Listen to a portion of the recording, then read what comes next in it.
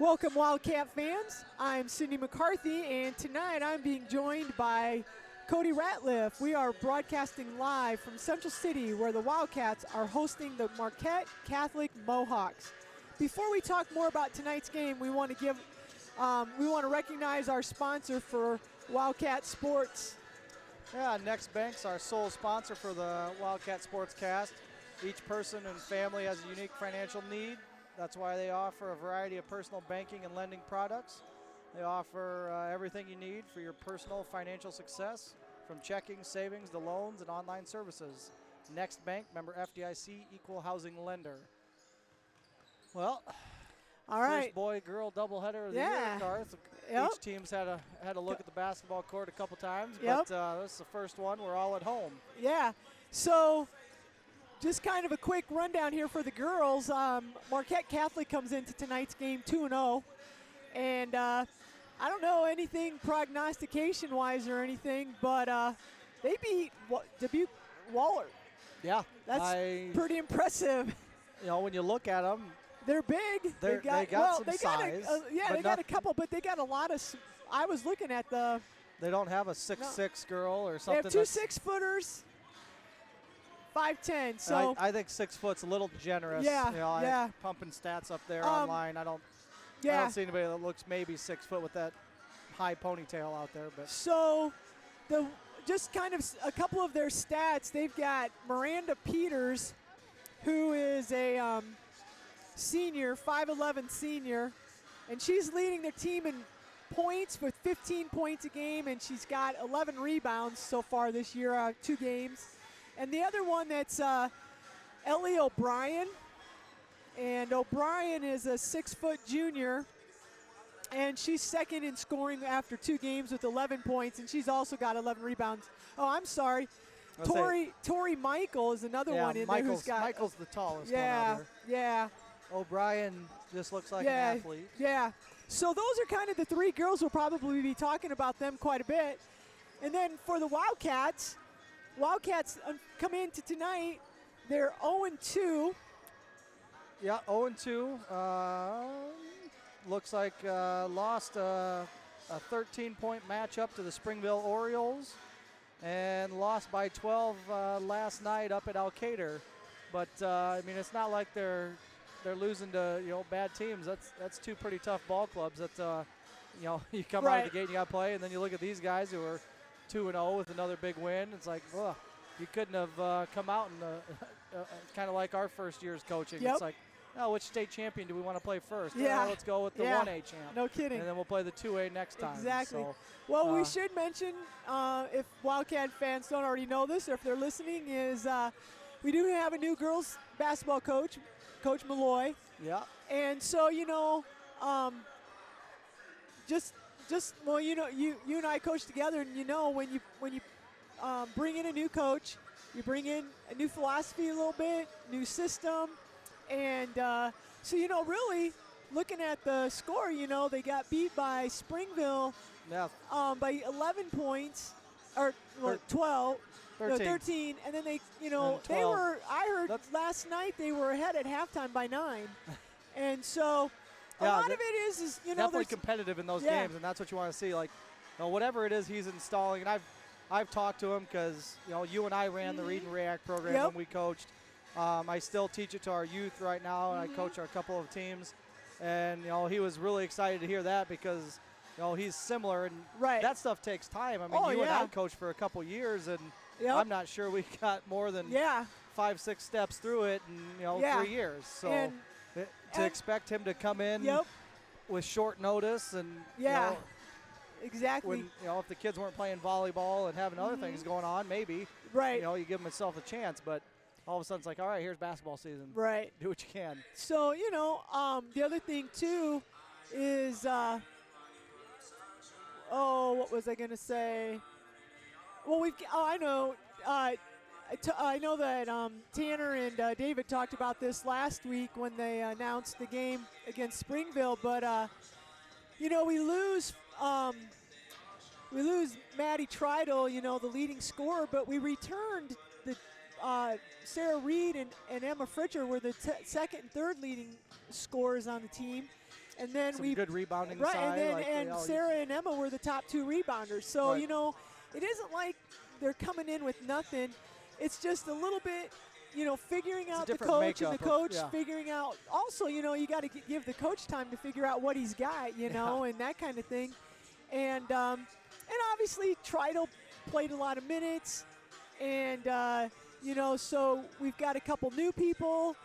Probably should mention Tesla Malloy is new. And then what's that other gal, the other new one? Sarah Ashley's new, and she's getting playing time. So, you know, it's, you know, kind of those two gelling in with the other returners, and it's a little, and to be honest, you know, you and I called a bunch of games last year. You know, Tridal was going to take the shots. Right. This year, I think that's a new role for Sarah. I think there's going to be more emphasis on Sarah Reed. I think Emma Tridal needs to pick her game up. I mean, she's so athletic. I mean, I don't know if you saw her in volleyball. You know, Tanner and I did a lot of volleyball games. She's athletic. I coach her in track, and I think she's a junior. She needs to step up and have some confidence out there. So it'll be interesting to see here, you know, just kind of how they mature and get that confidence level and get things figured out. So I'm kind of anxious to see them play here and see just kind of how, you know, the whole thing shakes out. So right now we're getting ready for starting lineups. A lot of red and black and white in the gym tonight because both teams are red and black. Yep, Marquette Catholic is black, red, and white. So they're in their red traveling uniforms. They got black numbers with white outlines. And the Wildcats look like they got some new uniforms. I guess I don't remember these uniforms last year. Maybe they're not new. They got white uniforms with black numbers. They got black stripes around the legs. So looks like for Marquette,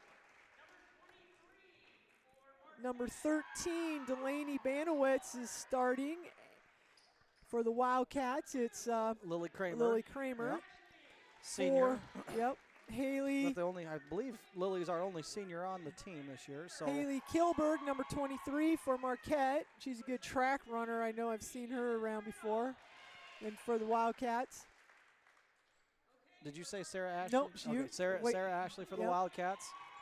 That's one of our new transfers, only a sophomore, so she's got 3 years of basketball to play here. Miranda Peters, the senior here for Marquette. And then we got the Emmas squared here. We got Emma Tridal and Emma Fritcher coming out for the Wildcats. And then we've already talked both juniors. Yep, number 43, Ellie O'Brien. And then number 55, Tori Michael, the senior, the two big dogs for Marquette. So we're going to go ahead and take just a quick break here as we get ready for the national anthem.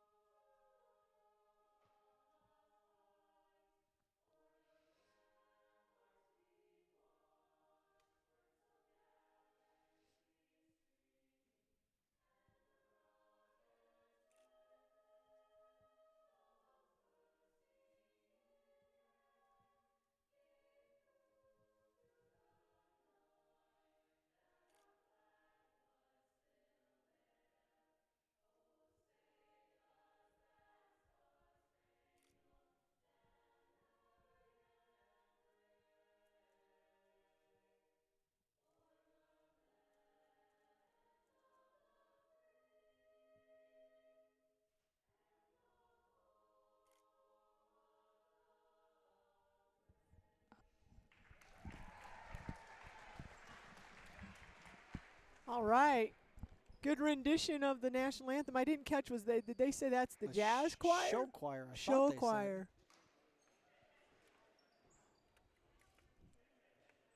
ready for some Wildcat basketball here. Starters are out, getting ready for the jump ball. Officials aren't quite ready. All right, here we go.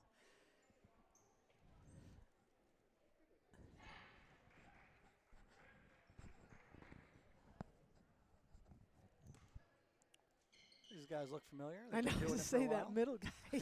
right? If we had him. Oh, we did. This guy over there. I don't recognize the other two. Yeah. These two, for sure. Yeah. The two older gentlemen Of have been course. doing this for as long as we have. Yeah.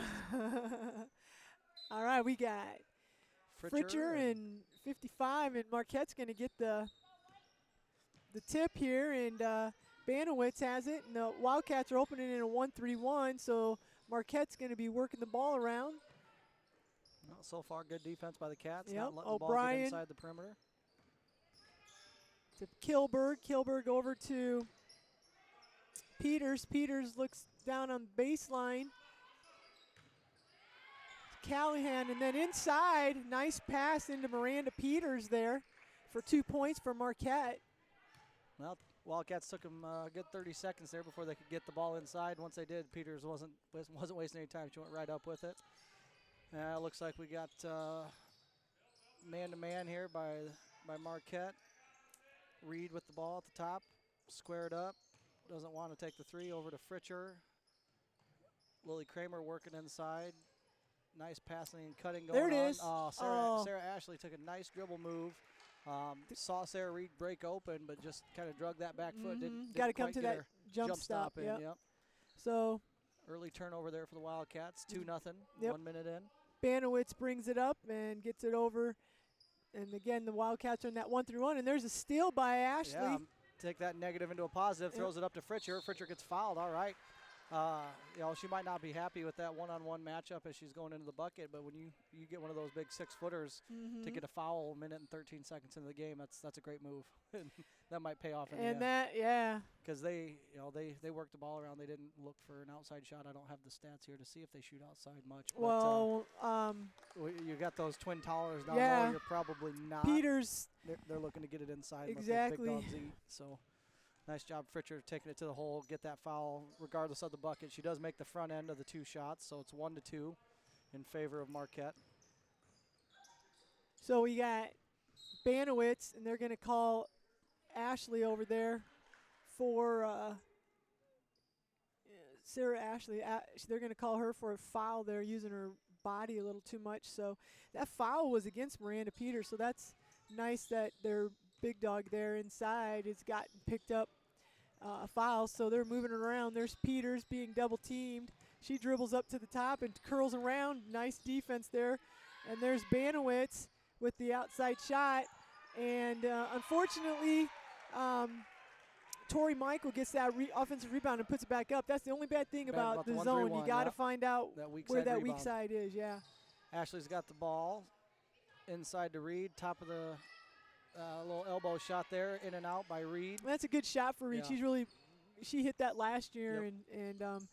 and I like the way she squared up and took it right up there. So I like Fritcher being at the top of this. She needs to get her hands up and be big. They get it inside to Michael, and they kick it back out to Peters, who shoots and misses. Sarah Ashley being active here. Last 3 possessions, we said her name. She's got the defensive rebound there over to Lily Kramer, bringing it up the floor. Looks like we're still sitting in a man-to-man defense here. Wildcats down early, 1-4. Reed's got the ball at the wing, over to Kramer in the corner. Kramer a couple dribbles down, draws a foul. Yeah, nice Banowitz. You got to attack that defense. And yep. Got the foul. I mean, that's, I don't know, get these early fouls. That's better in a bucket sometimes. Yeah. Here comes Tessa Malloy in for Sarah Ashley. Sarah's been working hard, so she's getting a break. Emma Fritcher inbounding underneath, throws it in between, tries to throw it between 2 defenders to not sure what Lily was going to do if she got that. Into the bucket there. So Banowitz gets it to Kilberg. Kilberg puts up the shot, partially blocked, but then there's Michael with the offensive rebound and puts it up for 2. So that makes it 6-1 with 5:02 left in the first quarter. All right, nice little move there by Tesla Malloy. getting a little inside penetration over to Treidel. Treidel, quick pitch over to Kramer.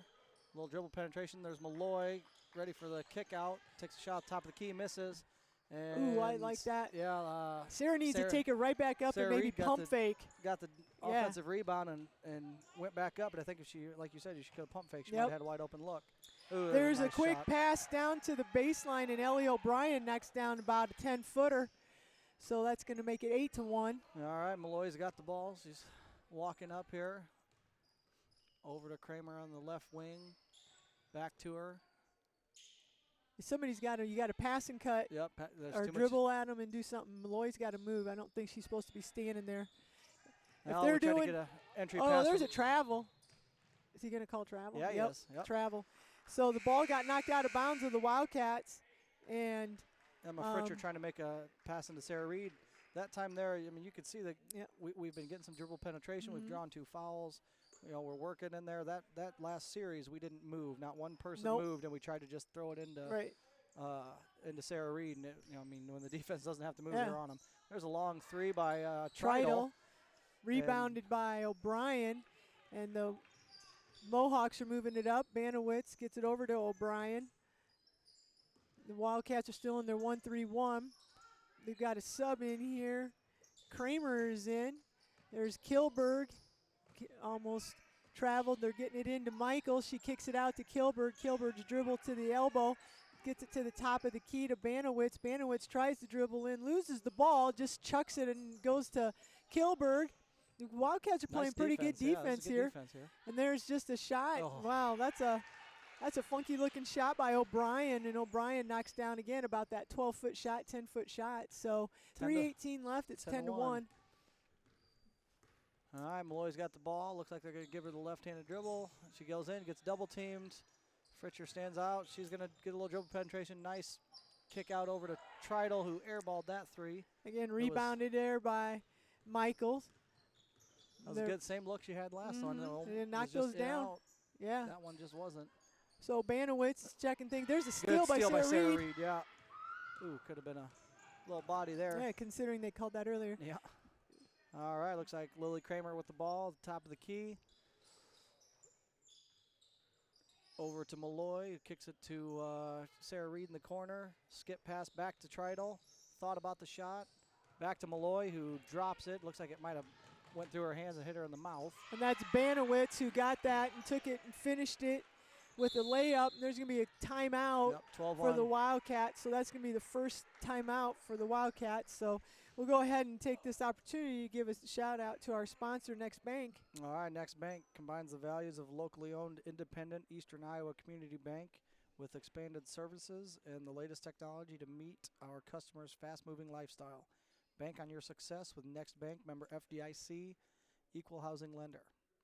Well, they're getting some good looks. They got to fall in if you're going to be in a game. Yep, that's. I mean, our defense hasn't been bad. We've given up 1 offensive rebound.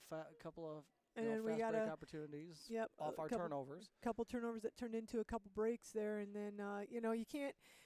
O'Brien's knocked down those 2 shots, and those are 10 and 11-foot shots out there. I mean, if you're going to get beat, those are the shots that you want to give up to force a team to beat you. You know, those are the shots that we're missing. Yeah, right now. And we've had some good looks. Sarah was aggressive. It would have been nice for her to be able to finish that and get an and 1, but she did take it right back at him on that offensive rebound. Yeah, she did. Fritcher's had a couple, Treidel's had a couple good looks. Yeah, and so has Malloy had a good look at a 3. So it's just a matter of got to keep shooting them. Yeah, never getting the shots to go down here. But, there hasn't been too many, not high percentage shots. They've been good looks. They're just not falling. And they were able to knock down a couple, so that's your difference. There's this nice pass and cut there. There we go. Fritcher turned into a double team. And I really thought that could be I really thought that could have been a foul on that pass in. That defender was straight behind Fritcher, but made an outlet pass there, and Tesla Malloy was able to catch him off guard and able to get the travel. There's a nice little wall. We kind of run a play similar to that. Inbound to Tesla, over to Lily. Lily to Treidel. Fritcher's got it top of the key. Nice drop-down pass. Good movement here by the Wildcats. We're going to get a good look on this Yep, there it is. There's a layup attempt by Malloy. She misses. Oh, An nice. offensive board and put back by Emma Fritcher. Nice job. But that series was totally different than the last one when they turned it over. Yeah. So we got Banowitz. The Wildcats are still in the 1-3-1. They get it inside to Nice hook. There's an offensive rebound on that. We're just not getting our rebounding there. Was that 43? That's Brian. And Brian's really she's been active down there. That's going to be an and one. Tridal didn't get down there. Like we said, when you're in that 1-3-1 and when they shoot from you really got to find the people to block out because it's not like your traditional 2-3 zone. And there's another offensive rebound now. Yeah. That stuff you really got to clean up if you want to. That's got to be a foul there. Yeah, they got to get right. I almost had an offensive rebound. Sarah Reed got it, and they called foul there on 53, Holly Kramer. So it makes it 3 team fouls for the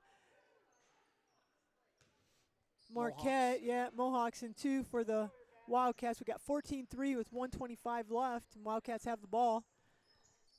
Tesla Malloy gets it into Sarah Reed and cuts. Sarah's at just above the free throw line, and Sarah's got a nice little shot out there all through that area. So that's nice. Maybe that'll get the Wildcats going here. Nice shot there. Oh, there's a travel. Yeah, there's another travel. The Wildcats extended their 1-3-1 a little bit up to about half court and took Marquette by surprise, and they tried to dribble through there, and they got called for the travel. So we got a little run going here right before the end of the first quarters is what we needed. Yeah, cut it back into a single-digit lead here, 14-15.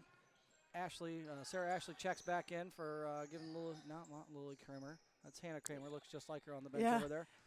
She came in for Tridal. Yep. Oh, there's a nice pass. Nice pass by Tridal. Nice Emma. Rebound. Oh, that was blocked. Emma Fritcher with a nice offensive rebound. Kicked it to Sarah Ashley, who kind of got blocked there. Partially blocked. Little Good hustle. Press here. I think coach is there we trying go. to get him in the game a little better. Yeah, make something Looks happen. like we have some quick kids. 1-2-1-1 maybe. I couldn't tell there. I was too busy watching that front end action. But regardless, they break the press. 26 seconds to go. Up 9. Mohawk ball. Lily Kramer, and they try to trap in that corner. Oh man, their big girls there are really good around the basket. That was 10 seconds that was to go Kramer, here. I believe. Tesla's got the ball here. Oh, we're gonna get a. No, don't save that. Yeah. Ooh. All right, looks like we kind of had an errant pass there to Kramer, and looks like Marquette knocked the ball out, but then Lily saved it, and Marquette knocked it out again. So we have a chance. You got to catch and shoot. Yeah, a little late, but pretty close. Yeah, nice shot there. All right, that's after one quarter, 16-5 Mohawks. Well, I don't know. It ain't time to panic yet. No. Some of these shots they're going to start falling. Yeah, we're getting good looks. We just need to get our shots to drop here a little bit. The one thing I would say is I do feel like their size is giving us a little problem. And you can type in the score if you want right here. Just to remind you, if you need a shout out, want that little name drop on the air, leave us a message on our YouTube channel. So you can put after first quarter. Looks like there's a few listeners 16. out there. Yep. We're getting some good looks. I think their size is giving us a little problem.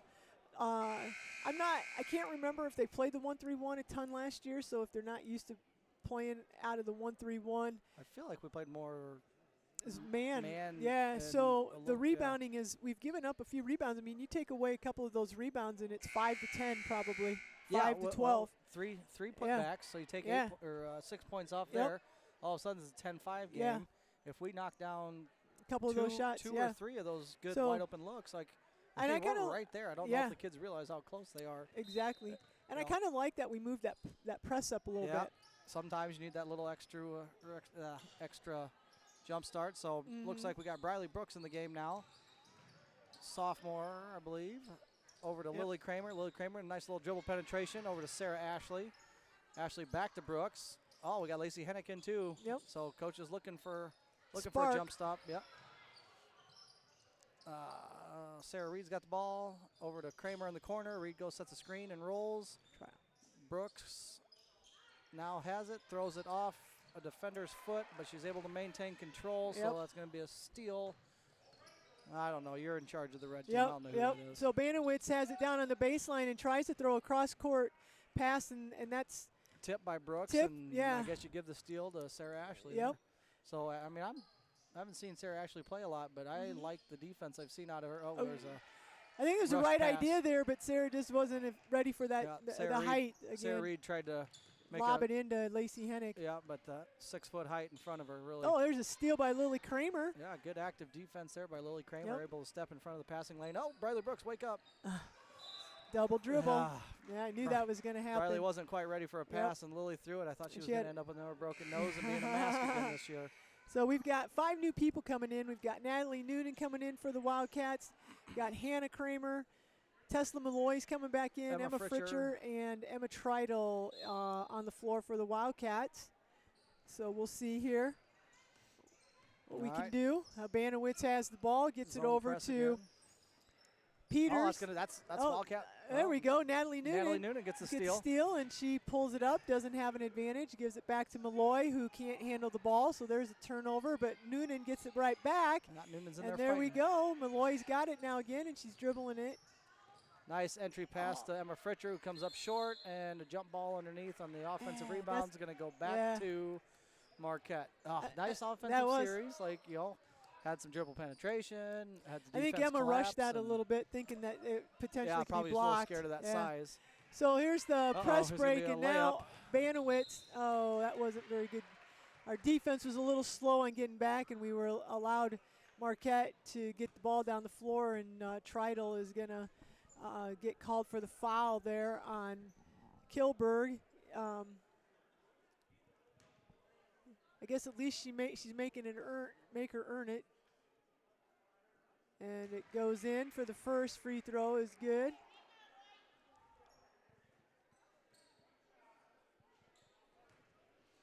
And Kilberg is going to take the next one here. 17-5, 6-14. Knocks that one down, extends the lead to 18-5. So Tesla Malloy, you got this? Yep, Malloy's got the ball, top of the key. Over to Treidel at the wing. Fritcher's posting up down low, back to Malloy. Back up top. Getting some decent movement here, make that defense earn it this time. Treidel back to Malloy in the corner, puts the ball on the ground. Over to Fritcher. Fritcher standing with it. Oh, there's a nice move by Yep. Fritcher. Takes it down the middle lane, kicks it And over to a wide open Natalie Noonan, knocks for it two. down. Yeah. Yep. So Noonan ready to catch and shoot opportunity, and that So right there, Nice. there we go. Oh, Oh, we didn't get the Emma steal, Emma Fritcher and Fritcher. Emma Treidel about collided, and otherwise I think we would have had that turnover. There's a miss. Oh, there's going to be a foul by Hannah Kramer. yeah. And Emma Fritcher had the steal, but Emma Treidel kind of got in her way, so she wasn't able to go get the ball. And the ball went up to Marquette, and they were able to get the ball then up the floor. And they had a shot and missed, but unfortunately they got their own rebound. All right, here's a hockey lineup change. We Yep. got Lacey Hennick in, Sarah Reed, Lily Kramer, Sarah Ashley, and Briley Brooks have entered the game. Full lineup there for the Wildcats coming in, Yeah. and coach is going to keep that pressure on. Hey, there we There's a had another make, but at least we Yep. boxed out that time. We're going to give an offensive board. Makes it 20-7 in favor of the Mohawks. 5:23 to go. Nice entry pass to Lacey Hennick. Over to Briley Brooks, who dribbles around her defender. Is going to get a And nice gonna blocking foul call there. foul on somebody. Yep. I think 13 there's one. He's no, gave 43. it to, is that O'Brien. Michael? O'Brien? I get their big girls all mixed up. I know she's active Yep, and playing hard. But they just, they're you never know. Sometimes you can get a quick one. So the Wildcats get it in. There's Sarah Ashley for three. It's going to be, I think, Short. blocked. Yeah. A rebound there by Michael. And Kilberg brings it up, gets it over to Peters. Peters dribbles it down, takes it down the baseline. Wild shot thrown up there. Michaels gets the offensive rebound and puts it back up, and there we go again. Yep. I mean, that's just a killer when you hold them and miss the shot. There's Briley Brooks with the quick catch and pass three. There's a nice airballed. offensive rebound by Lacey Hennick yeah. and setting something up again. Oh, right. Bounce pass across the lane, got stolen from Brooks. nobody was stopping Briley in that situation. Briley go needed finish. to think about finishing it right there, pulling up for a little jump shot. So Marquette, Another there's a by steal. Sarah Ashley. See, cross over and take her. There it is. Oh, Goes, yeah, they're yep. going to call foul. All right. Nice job by Sarah Banowitz Ashley. just picked up her second foul, so we'll see. It's her second, third steal maybe. I mean, it was Yeah, at least second. Probably at least second, yep. could be third for sure. I don't know. Yeah. Nice I like the way defense. she took it. I thought she was going to pull out there for a second. Yeah. Well, she attacked. Go get that one-on-one foul. Yep. If you don't make the bucket, we'll worry about that later. But go get that foul. Yeah, so we got a few more Wildcats coming in here. So on the floor is going to be Emma Hannah Fritcher, Hannah Kramer, is it Sarah Ashley? Sarah Ashley, Tridal, No. and Tesla Malloy. Yep. And a nice looking free throw, but it goes over the backboard. So we've got it. Bounces up and goes over yep. the backboard to clarify. Cart. Yes. Come on. I can't let them think she threw Behind. it up over the backboard. Natalie Noonan checks in and goes out. So we got the full court press going here. And there's a pass up the floor, and Hannah Kramer does a good job of stopping Michaels, and they get it into Peter, and she just, again, Another offensive rebound. dang, another offensive rebound. That time it's O'Brien. O'Brien's probably close to double figures. She's really been hurting us. You got it? Yeah, sorry, I was still upset with the no box out. So Hannah Kramer got it. Nice move there. Could have been a foul. Kicks it over to Trido. Gets blocked on a three-point attempt. And There's now a run O'Brien, they get up the floor, but O'Brien just couldn't track it down. Good job by Trido to make that a Yep. contested layup, and she wasn't able to maintain control. And right back to the Wildcats. So if you're gonna make a negative play, Karth, Yep. what are you supposed to You do? hustle back down the floor and make a positive Go make a one. positive Yep. play, yeah. Perfect job there by Emma Tridal.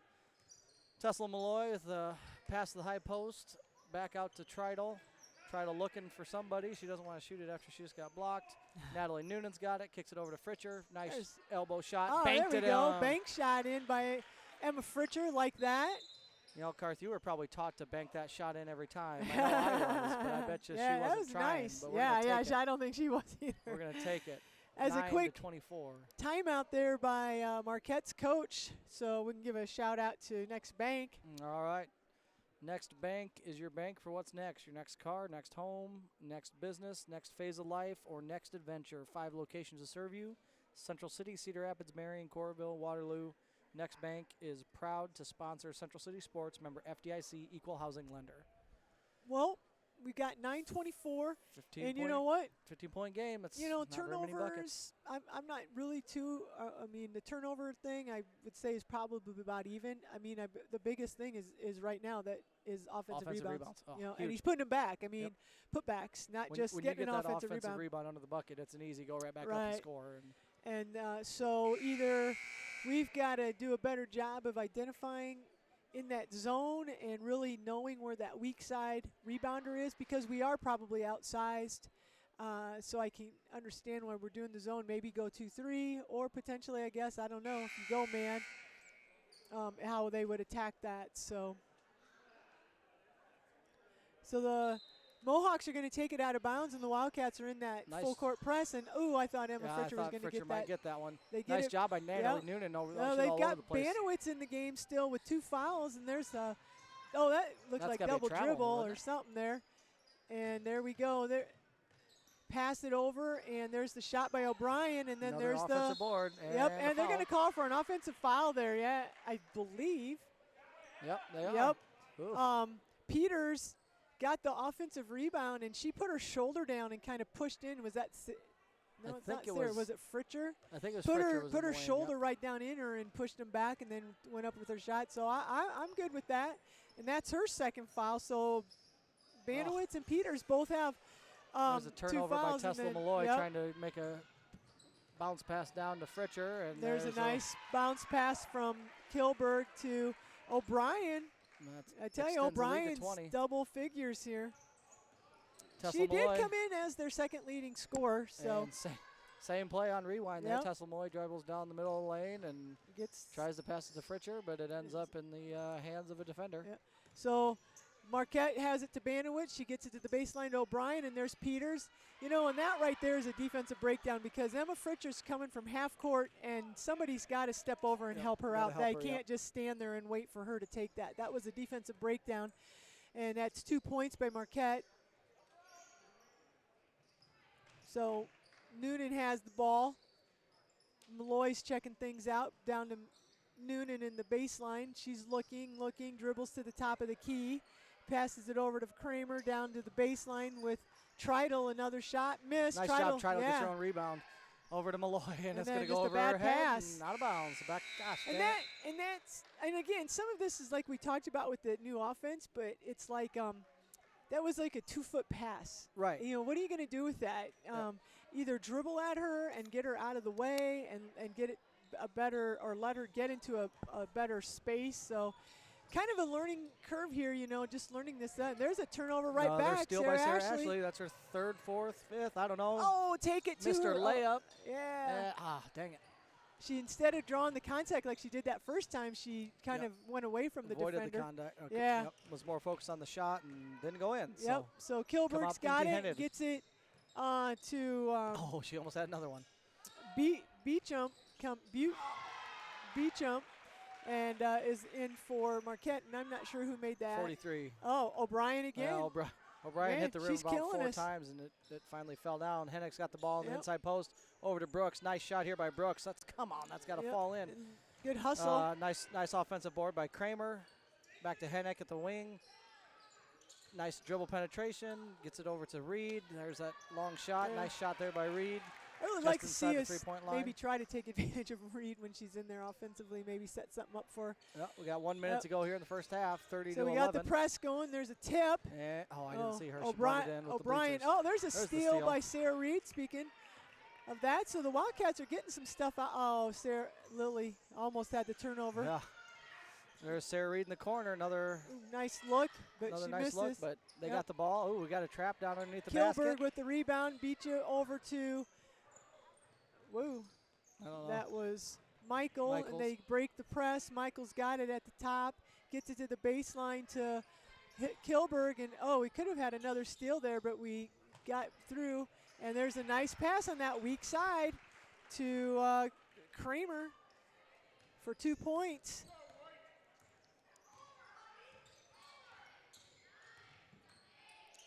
And there's a long shot by Ashley. And rebounded by Michael. Yep. Short. We're going to get a half-court chuck. Don't foul her. And an air ball to end it. We'll take it. Yep. All right, 32 to 11, halftime. Wildcats going against the undefeated Mohawks of Bellevue Marquette. Well, what do you think, Karth?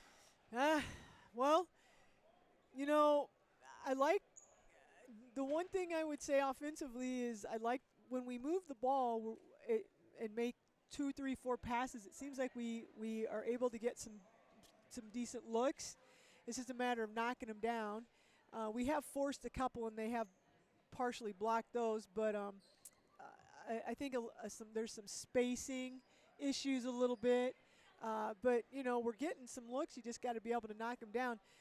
The biggest difference is, I mean, I'd say turnovers are probably about even here or close to even. It's just the offensive rebounds. I bet you they've got 10 points at least. Oh, at least, yeah. If not 12 points on putbacks. And so you take that. Couple of fouls they've drawn off us. So that's, you know, that makes the score, you know, 21 to 11 instead of 32 to 11. Yeah, you know, it's a 10-point little more manageable game. if you can. And honestly, like, they might not have the confidence. Being up 20, you might not take it's a whole different game. I like the press. Tell you, I love the defensive improvement I've seen. You know, Sarah Ashley's got 3, 4 steals. Sarah Reed's got a couple steals. Trying to think what else I've seen. I've seen Lily Kramer. I mean, there's 4 or 5 girls that have steals.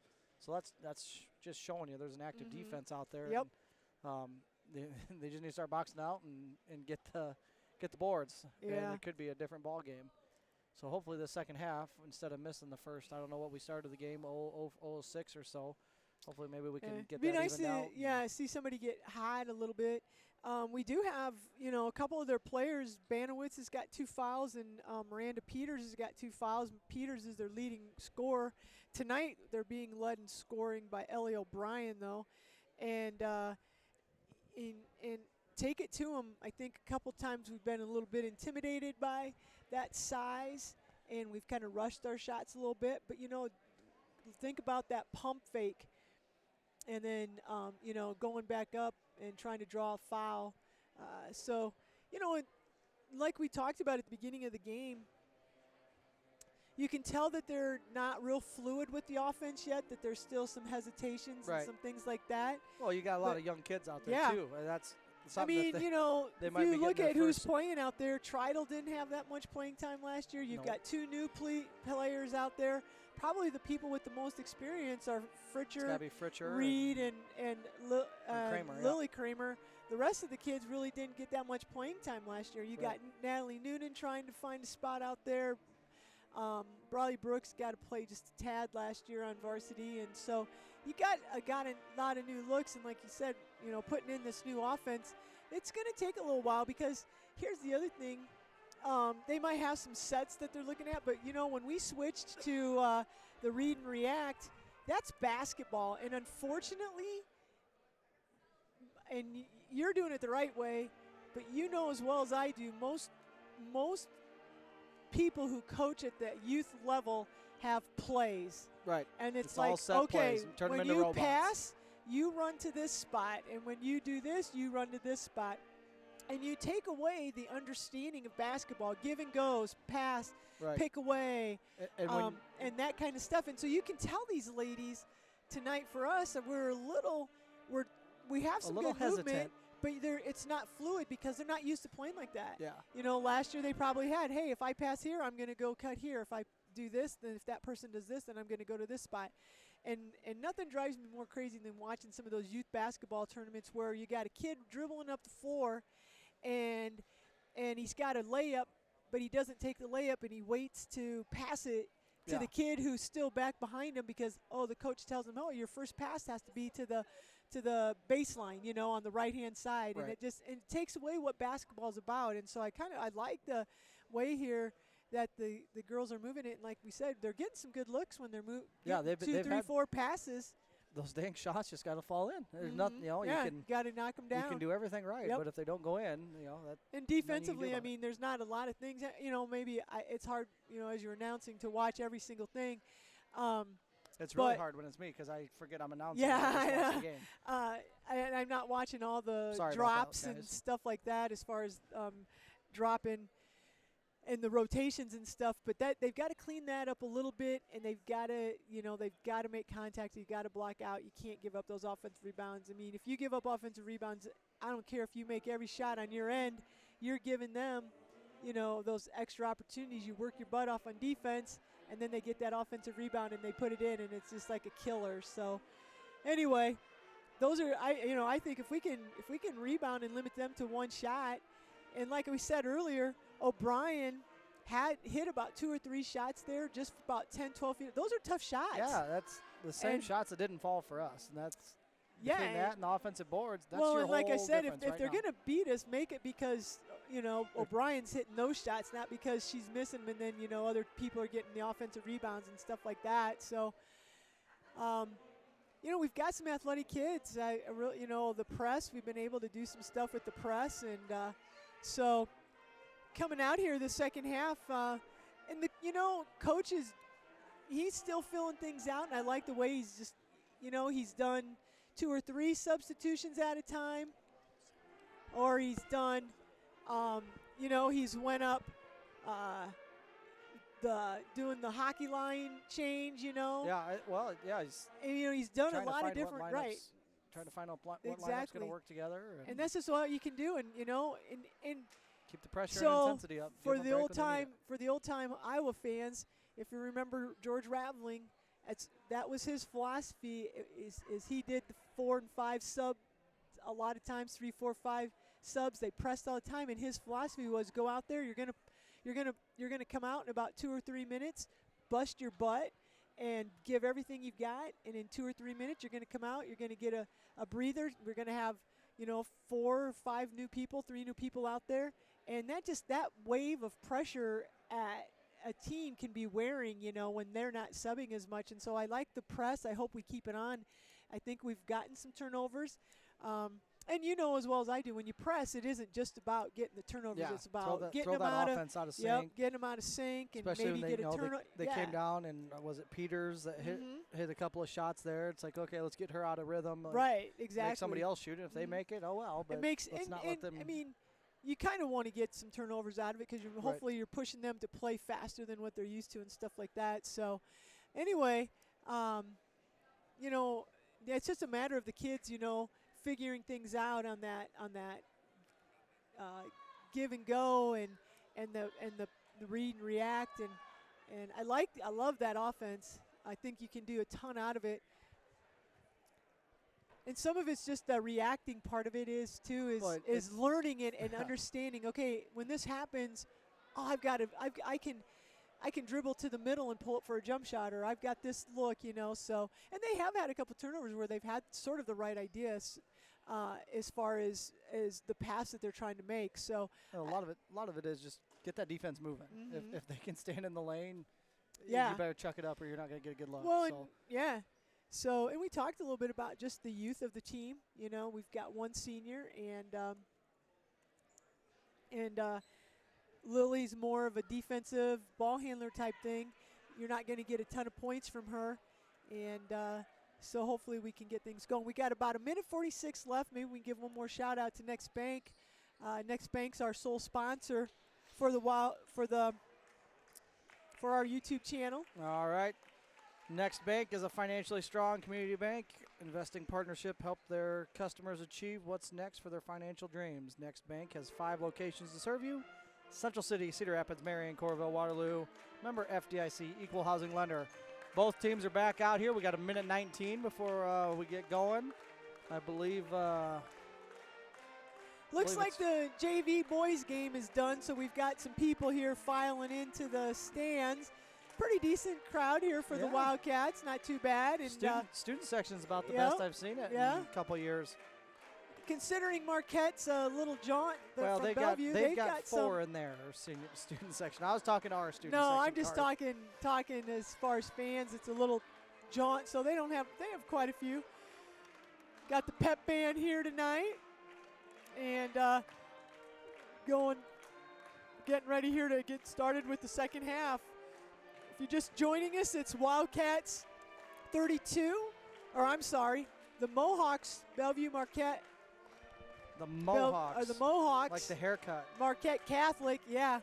The Mohawks are 32 and the Wildcats are 11. Right now I'm calling it Wildcats come back. We're both coming with Mohawks tomorrow. Well, I'll think about that after the third quarter. It's done. We're doing it. It's going to start right now. Should be Wildcat ball heading to our left. And we're going to go in. So we got a little bit of a shake-up here for the Wildcats. We got Reed and Hennick in, and we got Sarah Ashley and Lily Kramer and Riley Brooks. Riley Brooks starting. The same lineup is out there for Marquette. Marquette, they're staying in their man-to-man. Riley Brooks looks at it. Nice little dribble, pump fake and couple dribbles. Takes a shot. And we're going to get an they calling that on Lily? It's got to be on 13 there. No, they're calling that on Banowitz. Yeah, so on Lily did a good job of blocking out, and Banowitz just picked up her 3rd foul. That's big. We'll take it. And, so we'll take that. Nice job by Lily Kramer. And then it's a turnover by Lacey Hennick. Lacey Hennick, whichever one of those Hennick girls that was. On the inbounds pass. So Marquette Catholic has it. Kilberg gets it up the floor. And looks like Wildcats staying in that 1-3-1, kind of a little 2-3. There's a miss. And this time, the Wildcats do not give them an offensive rebound. Yeah, Briley Brooks snares it, and we're going the other way. Lily Kramer's got the ball top of the key. Over to Brooks. Circles around, all right down the lane. Nice look. Gets it to Sarah Ashley. Over to Hennick. Hennick back to Brooks. Keep moving it. Yep, got to keep going, girls. Keep attacking. There's nice attack by Briley Brooks, and that should be a Wildcat ball. Brooks hits the bottom of the backboard. Yeah, she got a little deep trying to get away from those statues. I think that was Michael who tried to get the rebound and hit her right in the hand, and it went out of bounds, so the Wildcats will keep possession of it. All right, Hennick passing in here, gonna get it in, and throws it to the wrong team again. There's a turnover again. There's Peters with the turnover. Here comes 5 more. Yep. Ooh. There's a And nice bounce easy look. pass into Michael. All right. And Michael puts it up for 2. Kramer's got the ball over to Brooks. Squares up over to Sarah Reed. Reed looks at one and passes out to Brooks. Little dribble penetration. There's a nice shot by Reed, and no roll again for Reed on the, what is that, about a 12-footer? Yep, 12-footer. Michael comes down with the rebound. Banowitz gets it up to the sideline to Kilberg. Kilberg back to the top of the key to Banowitz. Banowitz tries to get it into Michaels, and Sarah Reed knocked it free, and then Briley picks it up and gets it over to Michaels. There's Sarah Ashley with the 3, and no good Peters there, with the. Yeah, Peters with the rebound there. I thought Sarah might get that. There's a trap. Nothing called. Banowitz falls and gets it to a teammate, and now this time they're going to call Sarah Ashley, and she was kind of riding her a little bit there. Got to slide your feet a little bit. I can't tell with the Wildcats if they switched to a 2-3 or not. They're flattened out. I can't tell for sure what. Well, I'm guessing one of their adjustments was to get some more people around the bucket for offensive rebounds. And it looks like they're still in the 1-3-1 now. So the Marquette found that high-low. There's what you kind of like if you're doing that. It's a high-low, and Michael gets the 2 points. Assist from Peters. All right, Malloy's in. Tridle's in. Tridle back to Malloy. Malloy's going to get some dribble penetration. Kicks it to Fritcher. Pump fake, gets it to Hannah Kramer. Nice move there by Hannah Kramer, but gets blocked. Blocked by Michael. Yeah, blocked by and Michael. And then Michael gets the rebound. Hannah was open a little earlier, and they missed her. But at least they did eventually see her. She just kind of forced it a little bit. And there's a pass down to the baseline to Banowitz, misses it, and O'Brien's going to run it down. Long rebound. Out hustles the Wildcats. And there's Peters with the nice reverse layup. No good, but there's O'Brien. And she misses, but then there's Michaels with the offensive rebound. So there's 2 offensive rebounds, and there's going to be a foul against the Wildcats. Was that Hannah Kramer with the foul, and that's going to put Tori Michael, the free throw line for the Mohawks. 36-11 with 5:13 left, and there she's short, hits the front of the rim. So we saw the big change here. And we got, I don't know if we said Fritcher, Ashley, Tridle. I didn't Malloy, quite get through it. Noonan's out there. So there's 1 free throw, and we'll see here if the Wildcats can get something going. All right, here comes Tesla up. Middle of the floor, gets a screen from Noonan. Passes over to Tridle. Tridle looks to reverse it to the corner here. Kramer with 1 dribble back to Noonan at the top of the key. Noonan puts it on the floor, passes over to Malloy. Tesla, and they're going to get her for a double dribble. Yep, that was she didn't have her kind hands of an ready. And awkward catch there. Yeah. And it just didn't look right, I think, is what the call was. Yeah. So they're going to give it a double dribble. Yep. All right, here comes the press.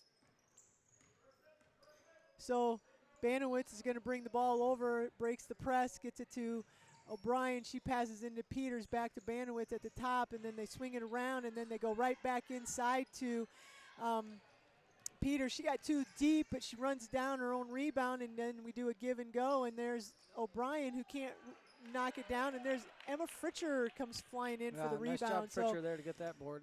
We're giving up the rebounds, but they're not knocking them down this time. 3-pointer by Tridle, just short. And there's Peters with the rebound. She gets it up to Banowitz. Banowitz brings it over, and it's in the front court down to Kilberg. Kilberg, they're going to call Hannah, I think. Nope, they called Natalie Noonan for her foul. So now we've got 5 new coming in. So it looks like coach is going to do a 5-and-5 substitution.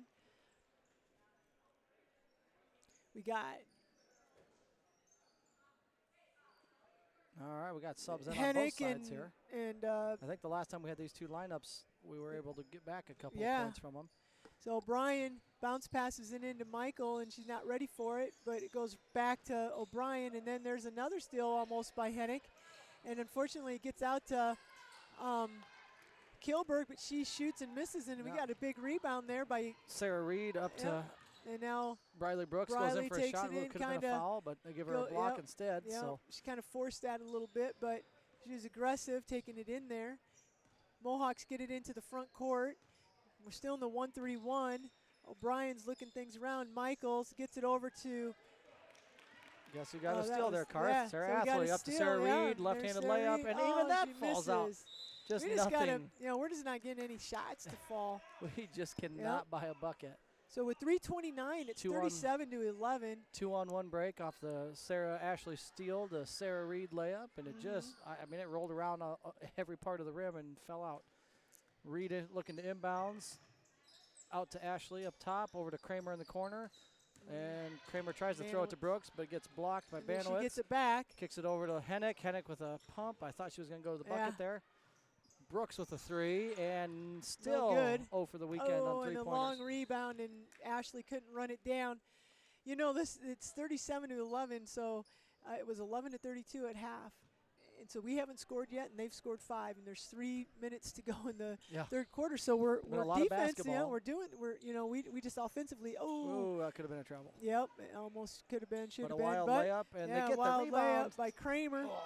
And again, they're getting those offensive rebounds, but this time we're just not able to. They're not making them, fortunately for us, and they're going to call that on 43. So that's O'Brien's second foul. So there's a new face coming in. We got Ellie Lentz. Ellie Lentz is coming in off the bench.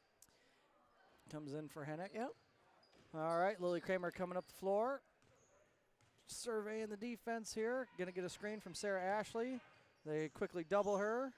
Over to Brooks. Oh, Brooks kind of loses it, but she maintains control. Hands off to Sarah Ashley.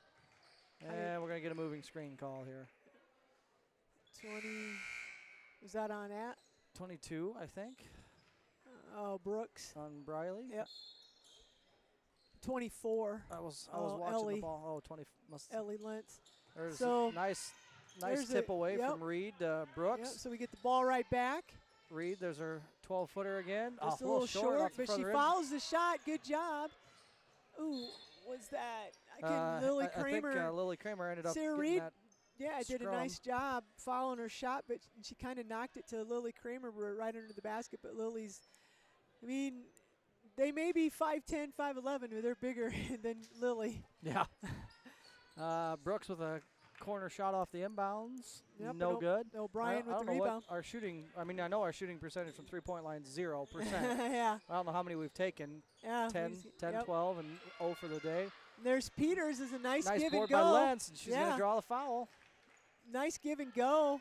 Peters just kind of threw the ball up there, trying to use her body more, I think, than she had to. And Ellie Lentz pulls down the rebound, and there's a foul. So that foul was on Peters, so that's her third foul. So we've got Banowitz with 3 and Peters with 3. They're leading scorer and their main ball handler, and they're still both in the game, it looks like.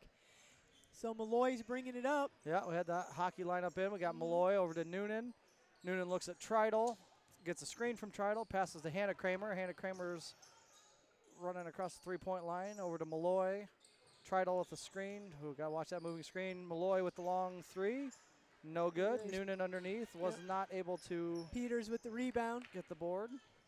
Peters is a little more athletic than she looks. There's a bad pass to Banowitz to O'Brien, and Banowitz gets it back, takes the shot, and Emma Fritcher goes up and isn't able to come down with the rebound, and Peters is, and Peters is going to get called. They're going to call, it looks like, Emma Treidel for the foul as Peters was putting that offensive rebound back up. So, you know, at the beginning of the game, or after the end of the first quarter, and then especially at halftime, the difference here, it's 11-37.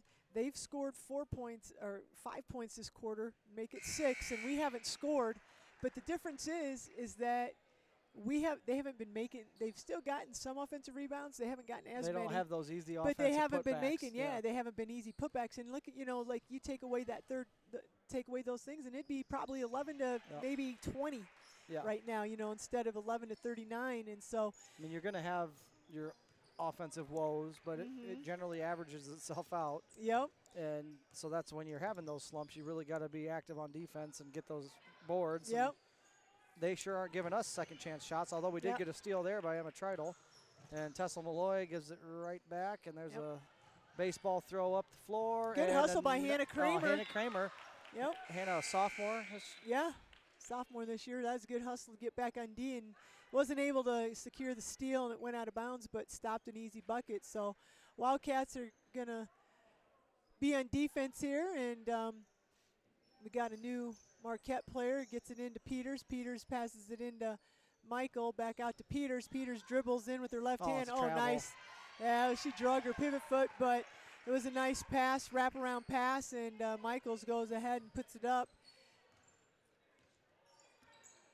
Malloy's got the ball, and they're going to call, you can't. Yep, Tridle's trying to go set a pick. Ago, and she ended up getting it there. Yeah, you got to just stand, and the people, you got to stand there, and the person with the ball's got to use you. You can't use yourself, make yourself be the pick, you know. Yeah. You just got to stand there and let them come to you. Yep. That ball, person with the, if you're going to ball screen, they've got to come to the screen. It looks like that's 4 fouls on Tridle. I didn't realize that, Oof. if that's right. So we've got, just about had a steal, and Marquette breaks the press and gets an easy bucket by Michael to end, it's almost the end of the third quarter here. And the Wildcats, I was going to say, that's not a foul.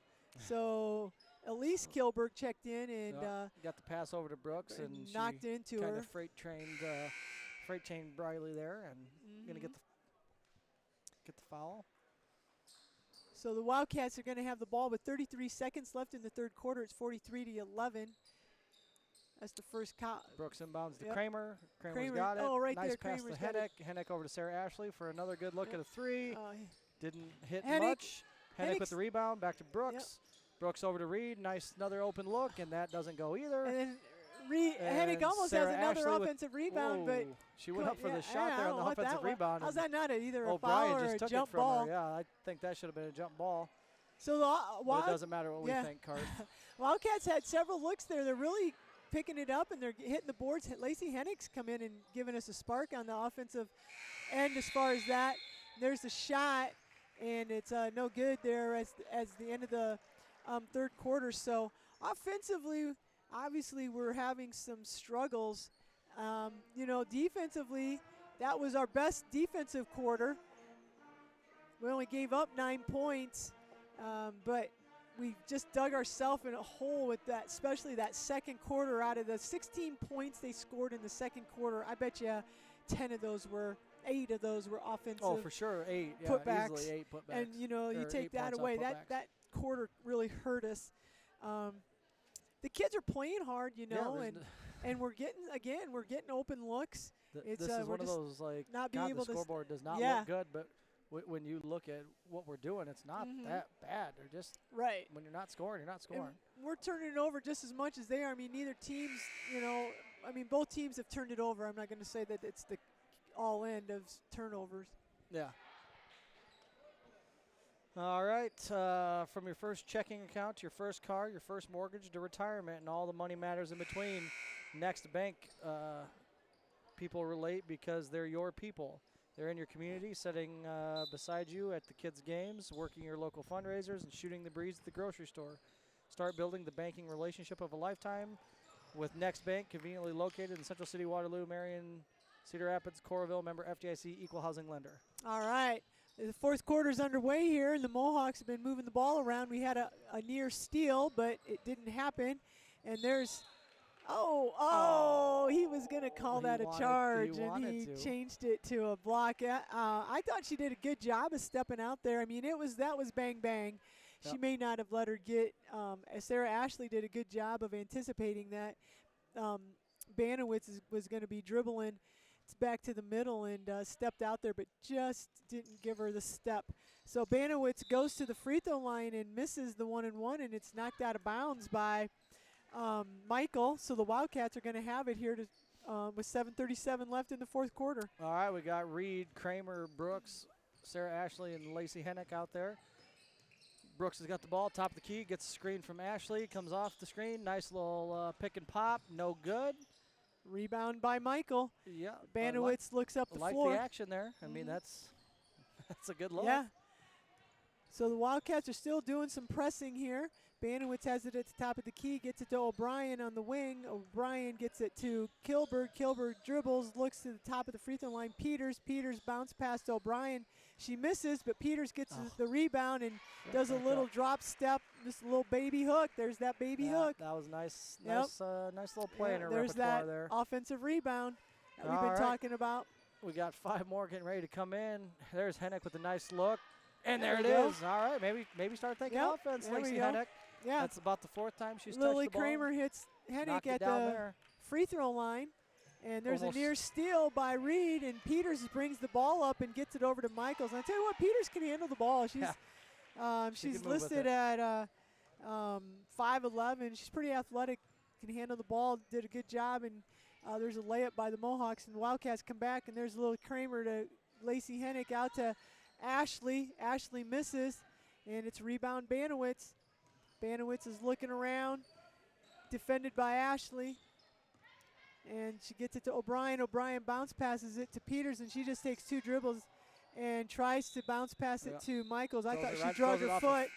Threw it off her foot. Yep, so I thought there was a travel, but came around. She did a bad pass, and it went out of bounds. So the Wildcats are going to take it. Natalie Noonan, Malloy, Fritcher's in. Tritle, and Hannah Kramer. Tritle. All right. Fresh lineup here. Let's see what they can do. Malloy's got it. Coming across half-court line. Still facing that man-to-man. Tritle comes in for a screen. No foul that time. That looked a lot better. Yep. Tritle dribbles to the right. Over to Kramer, who gets it knocked away, but tries to right maintain idea. control and just couldn't quite get a hold of it. Don't foul Tritle. Banowitz has the ball up in the front court. Oh, that's got to be travel. Emma Tritle did a good job of kind of dropping off, and right when Banowitz was going to kind of make that pass off the dribble, which isn't always the best way to do it, and she got her feet tied up, so it was a travel. Wildcats take over. Malloy's got the ball at the top of the key, gets it to Tritle. Tritle's looking around, gets it to Noonan at the top of the key. Noonan dribbles, gets the ball knocked away, and that's going to be a jump ball with Kramer and Tritle, it looks like, and the Wildcats are going to get to keep it. Arrows pointing our way.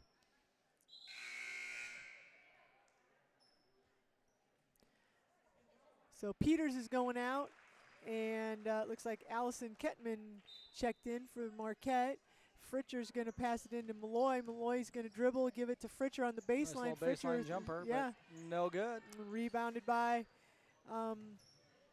Marquette, and Banowitz is still in. She breaks the press and gets it up. Bounce passes it over to Michael. Michael finds Kramer, and who are they going to call?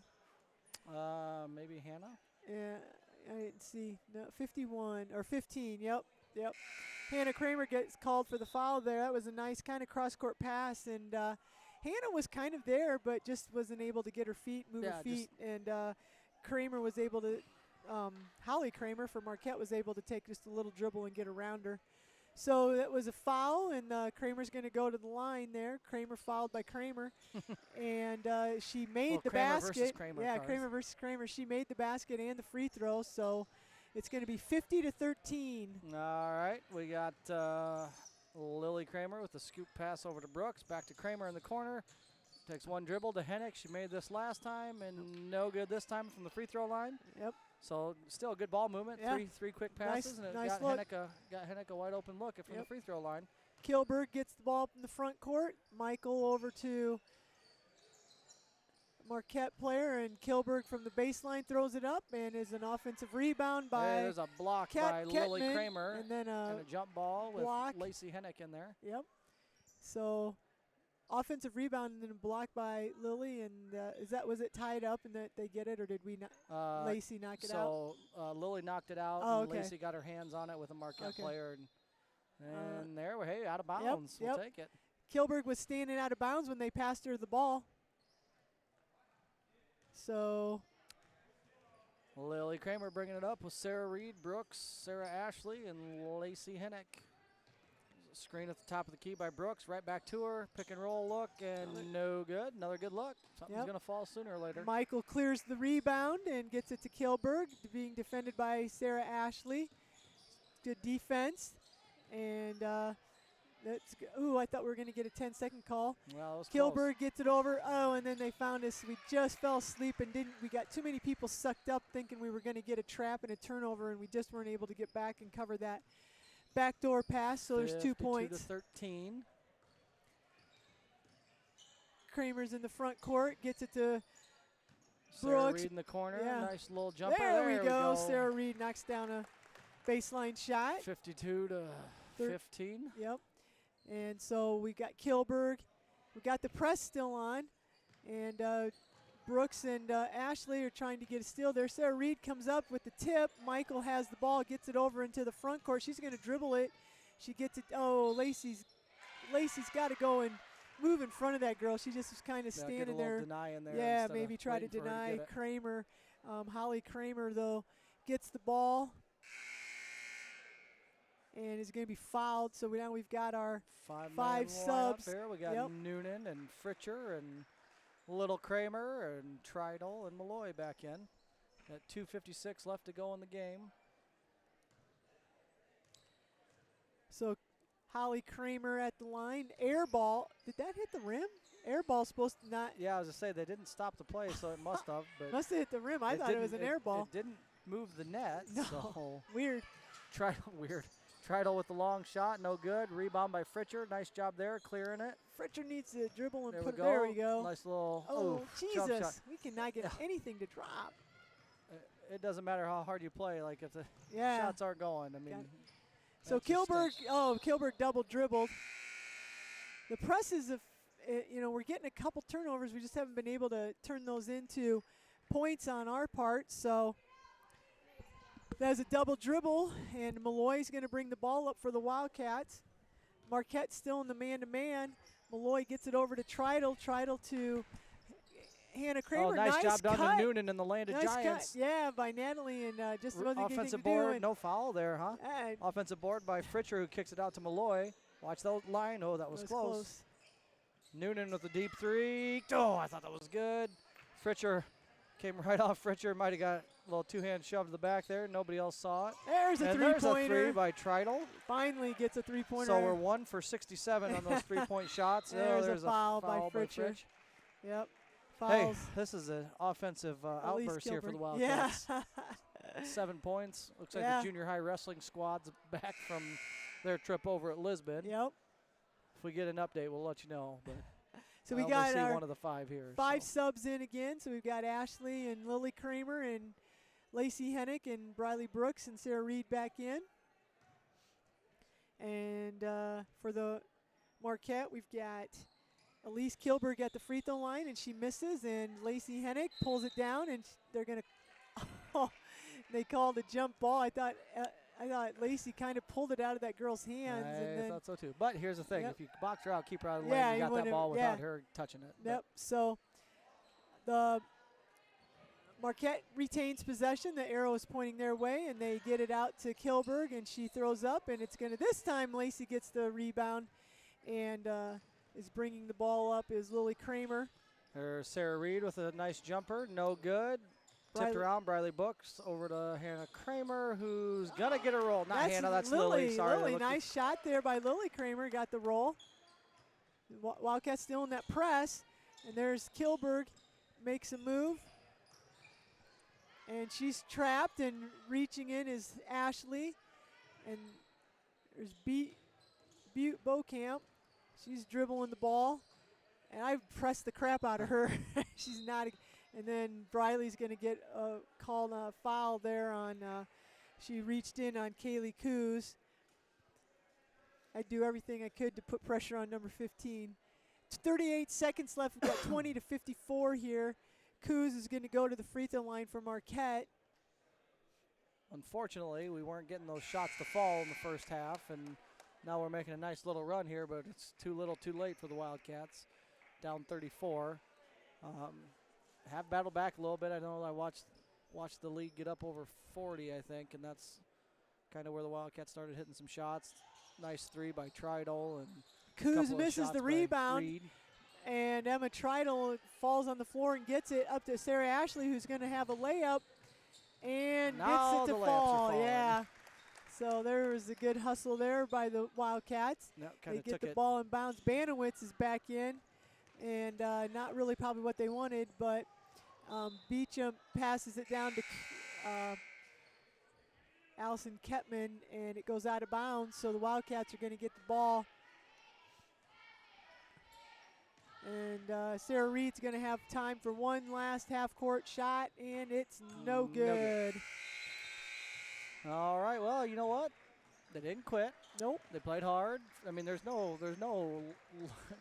lack of effort in that whole game. It sucks when you go out and you play your butt off and you lose by 30, but the reality of it is you can't shoot less than 10% and expect to win a game. It was 18-11 in the second half, and that's probably what the score would have been in the first half if we wouldn't have given in the offensive rebounds. I mean, that's just what it came down to. You know, you can look at turnovers. Turnovers, I'm guessing, were probably very similar. Yeah, I think that was probably a wash.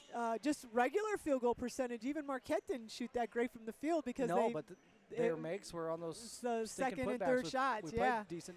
What did we give up? 54. 54. So not the Wildcats' best effort of the season on the defensive end. Now, granted, you might not have played somebody of that quality yet. Right.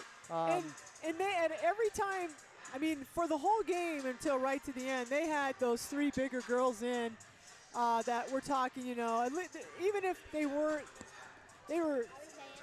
6 foot, at least one of them could have been, and then 5'9", and they just had big bodies, wide bodies, and then we just couldn't match up with that. So, good effort by the Wildcats, as far as if I'm a coach looking at that, he's got to be happy that they kept playing hard. Yep. Could have laid down when they went on a 20-3 run or whatever it was. Yeah, still gave up a few too many offensive rebounds in the second half, but at least they weren't the ones where they were just standing right underneath the basket where they could put it back. So you got to like that. Again, new coach, a lot of new players, and so I'm anxious to see how, as the season progresses, the improvements that we see. They're not going to shoot that bad every game. I mean, we had some opportunities, but we just couldn't get them to fall. So I'm going to go ahead and give a shout out to Next Bank. What are you saving for? Whether it's retirement, your children's education, a new car, or just a rainy day, Next Bank has the right savings account for whatever is next for you. Next Bank is committed to help you achieve what's next for your financial dreams. Bank on your success with Next Bank, member FDIC. So we got about 13 minutes here for the boys to tip off, led by All-Stater Nick Reed. And could be an interesting matchup here with this boys game. So we'll talk about the Wildcats, but if there are any other people out there from Marquette or whoever listening, just Marquette's coming into tonight's game, and they are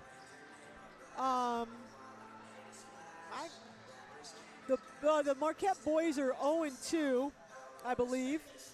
That's the girls. I think they're 0-2. And I'm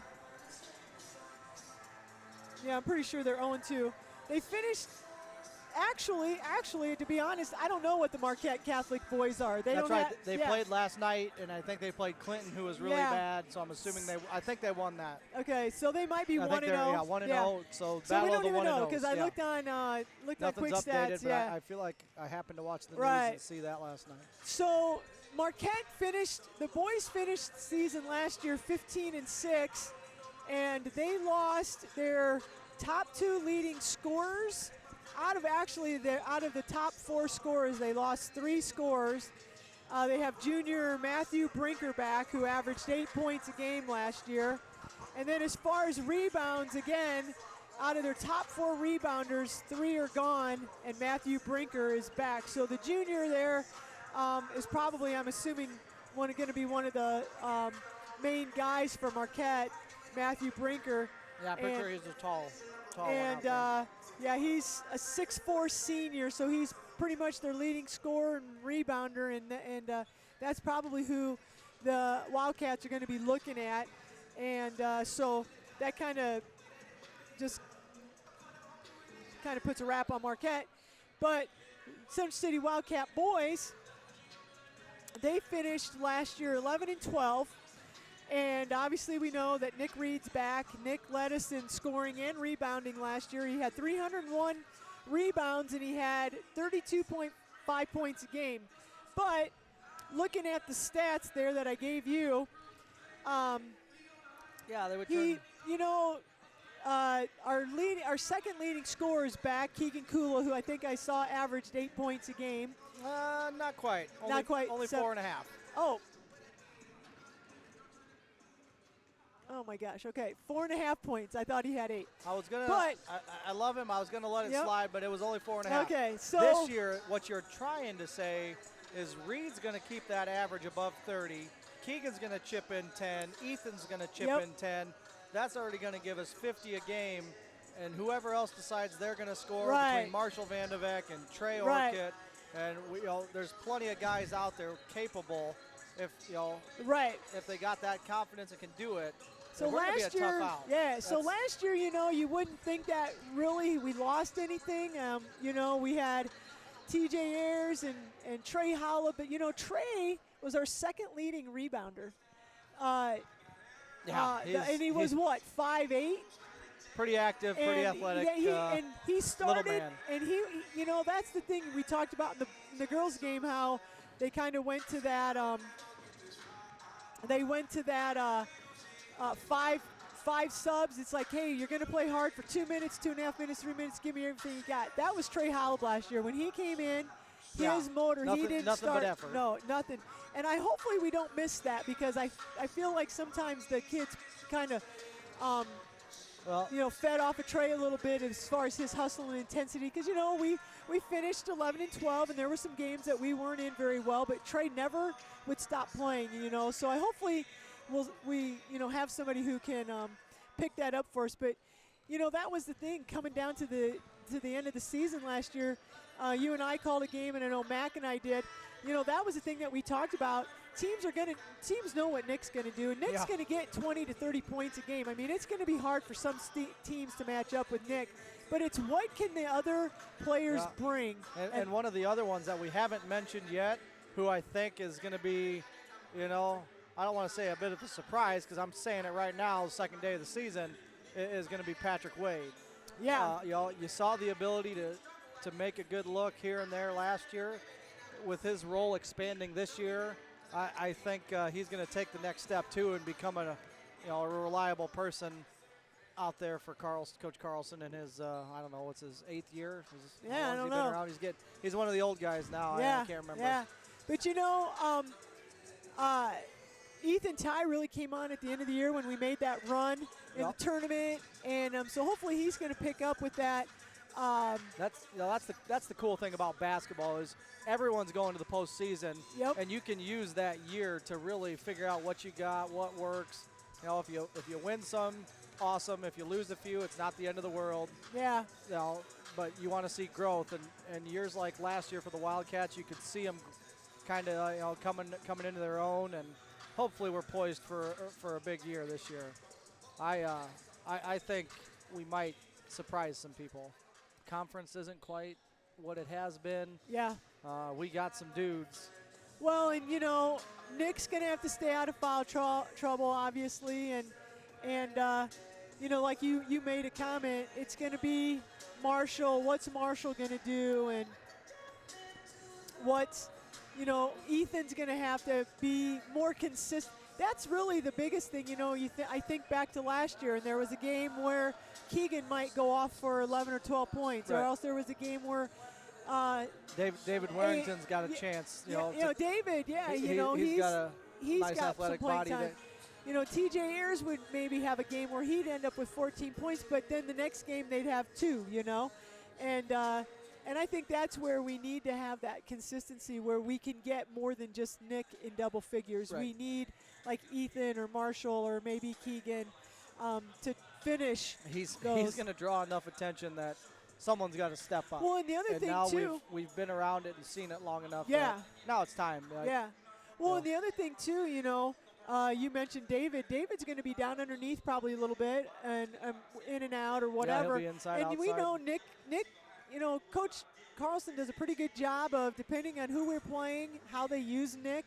if there's a team that we go up against that doesn't have much of an inside presence, Nick's down low, you know, and he's getting those rebounds and he's getting some shots down low. But then there's some teams where Nick can also shoot the three-pointer and he can play outside, and so that opens up the down low for like Keegan maybe and David to get some of those maybe easy buckets down there when they're putting all the when they got two or three guys on him, running out of Nick, and it's he's like able to find that open look. Exactly. It's going to be there. Yep. So it'll be interesting to see. I think I don't know. Just last night. Last night was a good night for the Wildcats. Some of those guys we've mentioned. I know Trey Orchid had a nice game. Ethan had 13 or so last night. Nice. You know, yeah, so I didn't hear. Those kind of things are going to be, crucial for the Wildcats because he can't do it himself. He did lead the state in scoring last year. And I don't think. And it's not fair to put that on someone to, hey, I need you to get 40 tonight or we're not going to win. There's 5 guys on the floor at all times, so be ready to go when your number's called. But we got some seniors here. We got 4 starting seniors, I think. I'm assuming David's probably going to start. Well, and that's the thing last year we talked about is, a lot of those guys, Trey Orcutt and Marshall and Ethan, they had never played varsity before. Yeah, only little sophomores, and we kind of got that this year. Lucas Greif coming in as a freshman. He's going to get some spot minutes. He's a really good shooter. Sometimes maybe shoots it a little early or, not quite what not a catch and shot opportunity. Patrick, I think, was a little overwhelmed sometimes last year. That was his first varsity experience. And so now,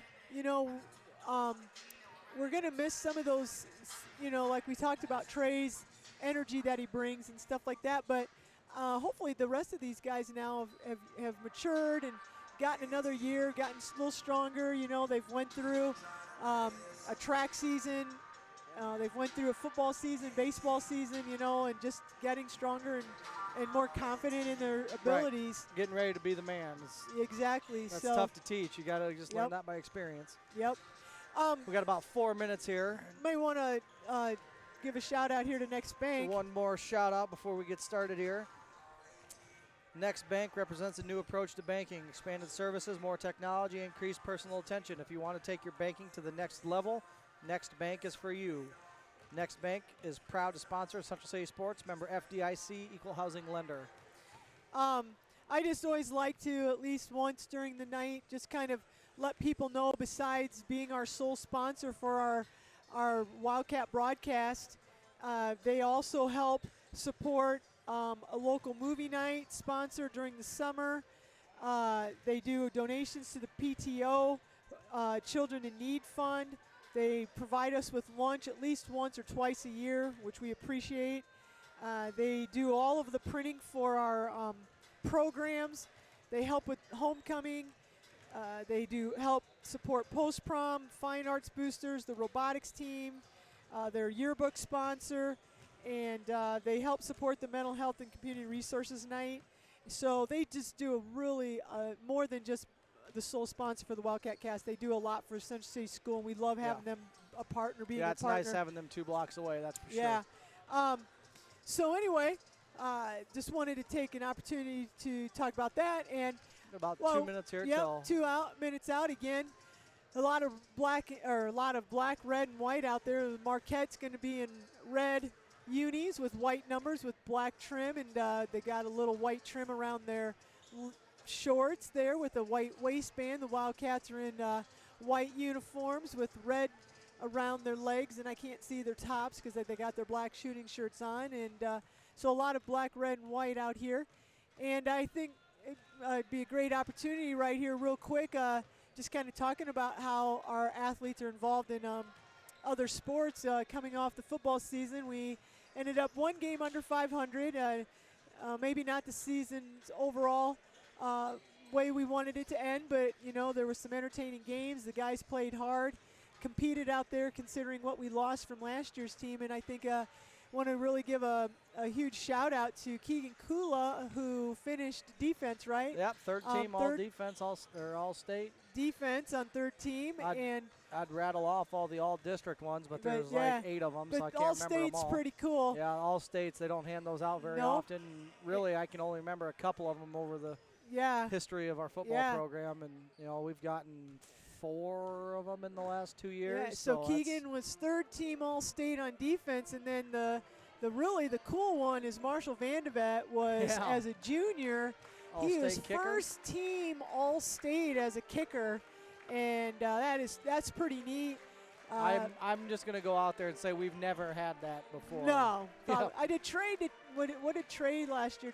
Was he first team or second team All-State? He had to have been. I'm trying to think if he made first team I or feel not. Like first or second he had to have. Because I think it was between him and the Don Bosco Taylor.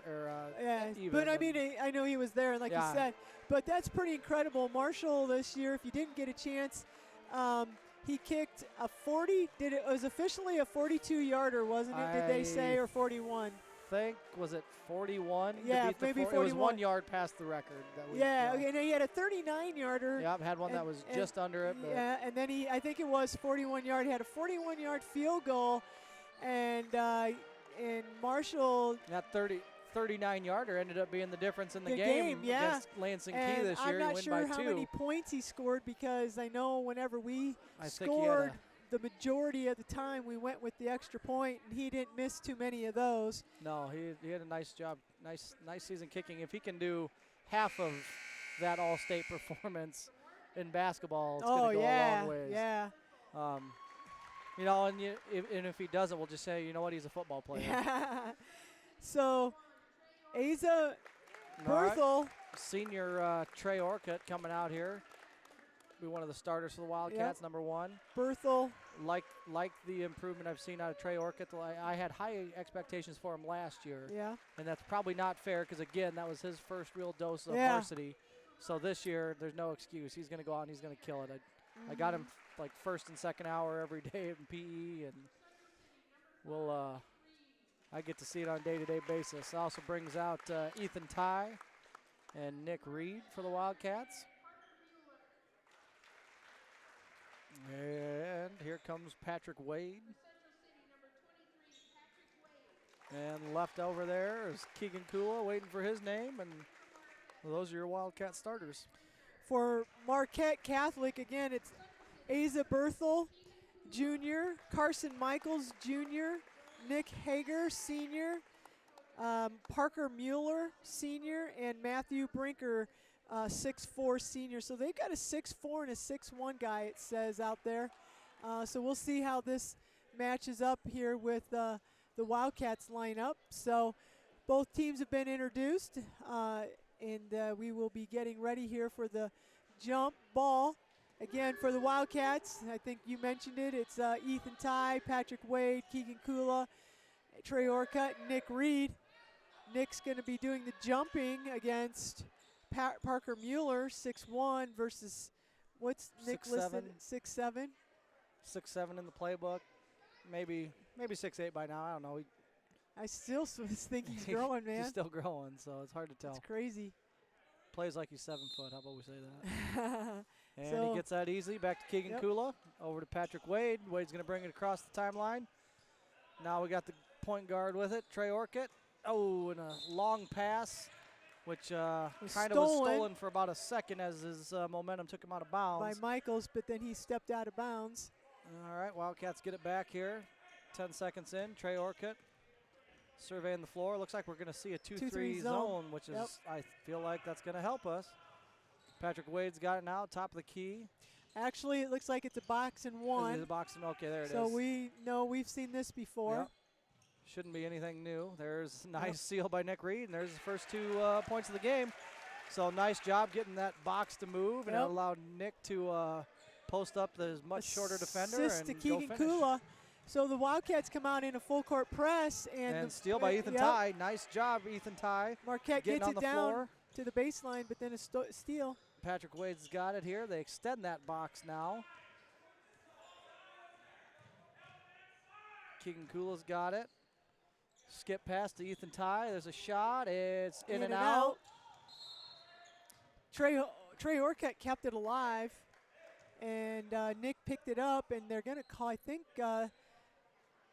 23, Nick Hager on the rebound there on the foul.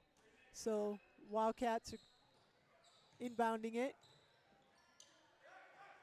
There's a turnover by Trey Orcutt, steal on Marquette. So we've got Carson Michaels bringing the ball up for Marquette. They get it to figure out their numbers here. Mueller, and then there's a nice drive by Michaels. Carson Michaels kind of hung in the air there, and Nick Reed went took up. a swat at it. That was a nice job there. Ty's got the ball over to Keegan Kula at the top of the key. Trey Orcutt down to Nick Reed. Reed over to Keegan, back to Ty. That's going to be a good look there. Oh, man. Ethan. Nice offensive board by Wade. So Ethan. Long pass to Trey Orcutt, maintains control, skip pass to Kula.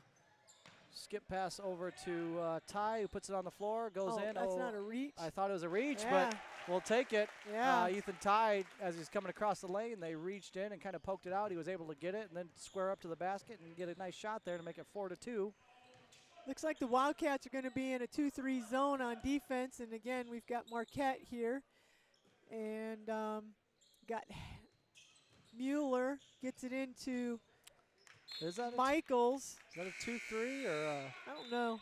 Michaels loses the ball there, knocked out of bounds by the Wildcats. So kind of looks like the old Syracuse 2-3, trying to get them moving around. Yep.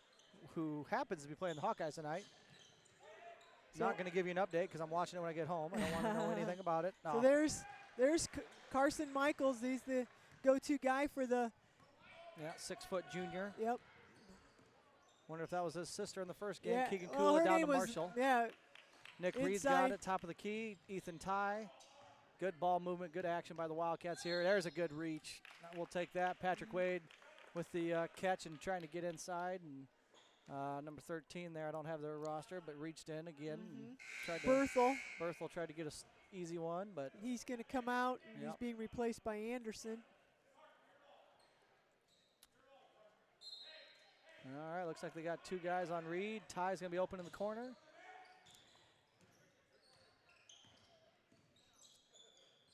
Vandevek checks into the game. He's got it, going 100 miles an hour over to Ethan Ty. Ty's squaring up, seeing what the defense is presenting him here. Skips it over to Vandevek. Marshall going to the bucket hard, loses it right to Wade. I didn't see the foul. They called a travel on Wade. I mean. Marshall came flying through the lane and got kind of knocked down and lost the ball, and it went to Patrick, and I guess I wasn't watching his feet, and they called him for traveling. Well, I think Patrick was moving and wasn't expecting the ball and was in the middle of that walk when he caught it. So Hager gets the ball up to Mueller. Mueller cross courts to Anderson, who just checked in, and it looked like Anderson just lost the ball on his own, but they're going to call the foul on Ethan Ty. So Ethan picks up his first foul.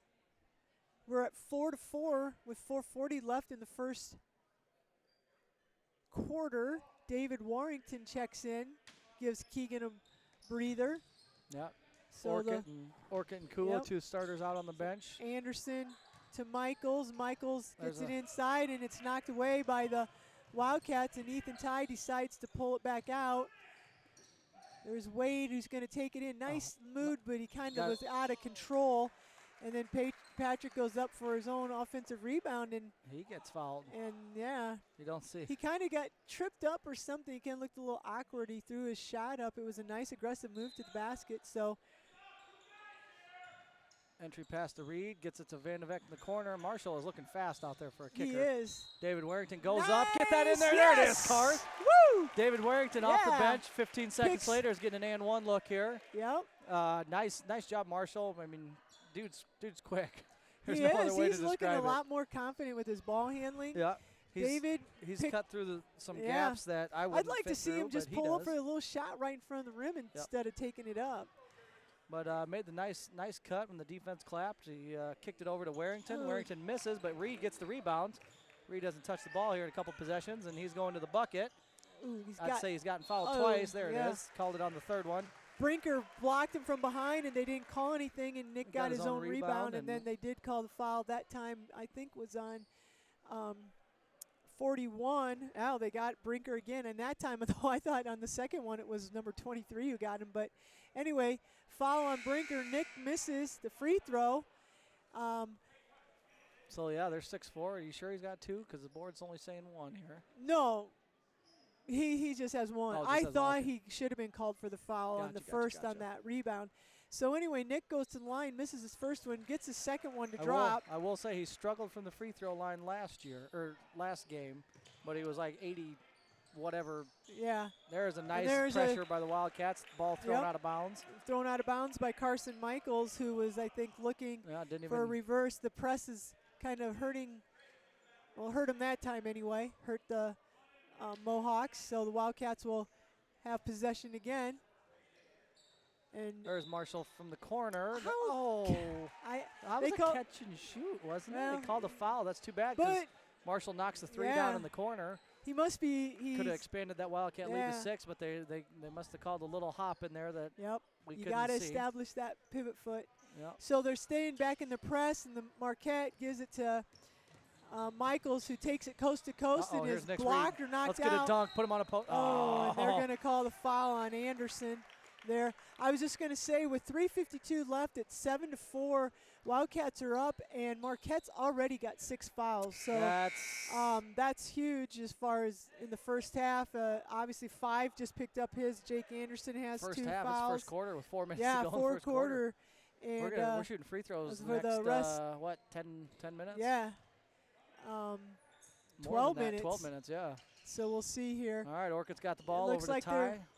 Vandervex now hits Nick Reed in the corner. Nick squares up, looks at that defense, skips it over to Ty, back to Trey Orchid. Nick Reed's cutting. They got 3 guys on him. That's going to leave Marshall open, but he doesn't take the shot. Good ball movement. No hurry here by the Wildcats. Great offensive possession. There's Marshall Vanderveck with an open look and up and no good. Dang.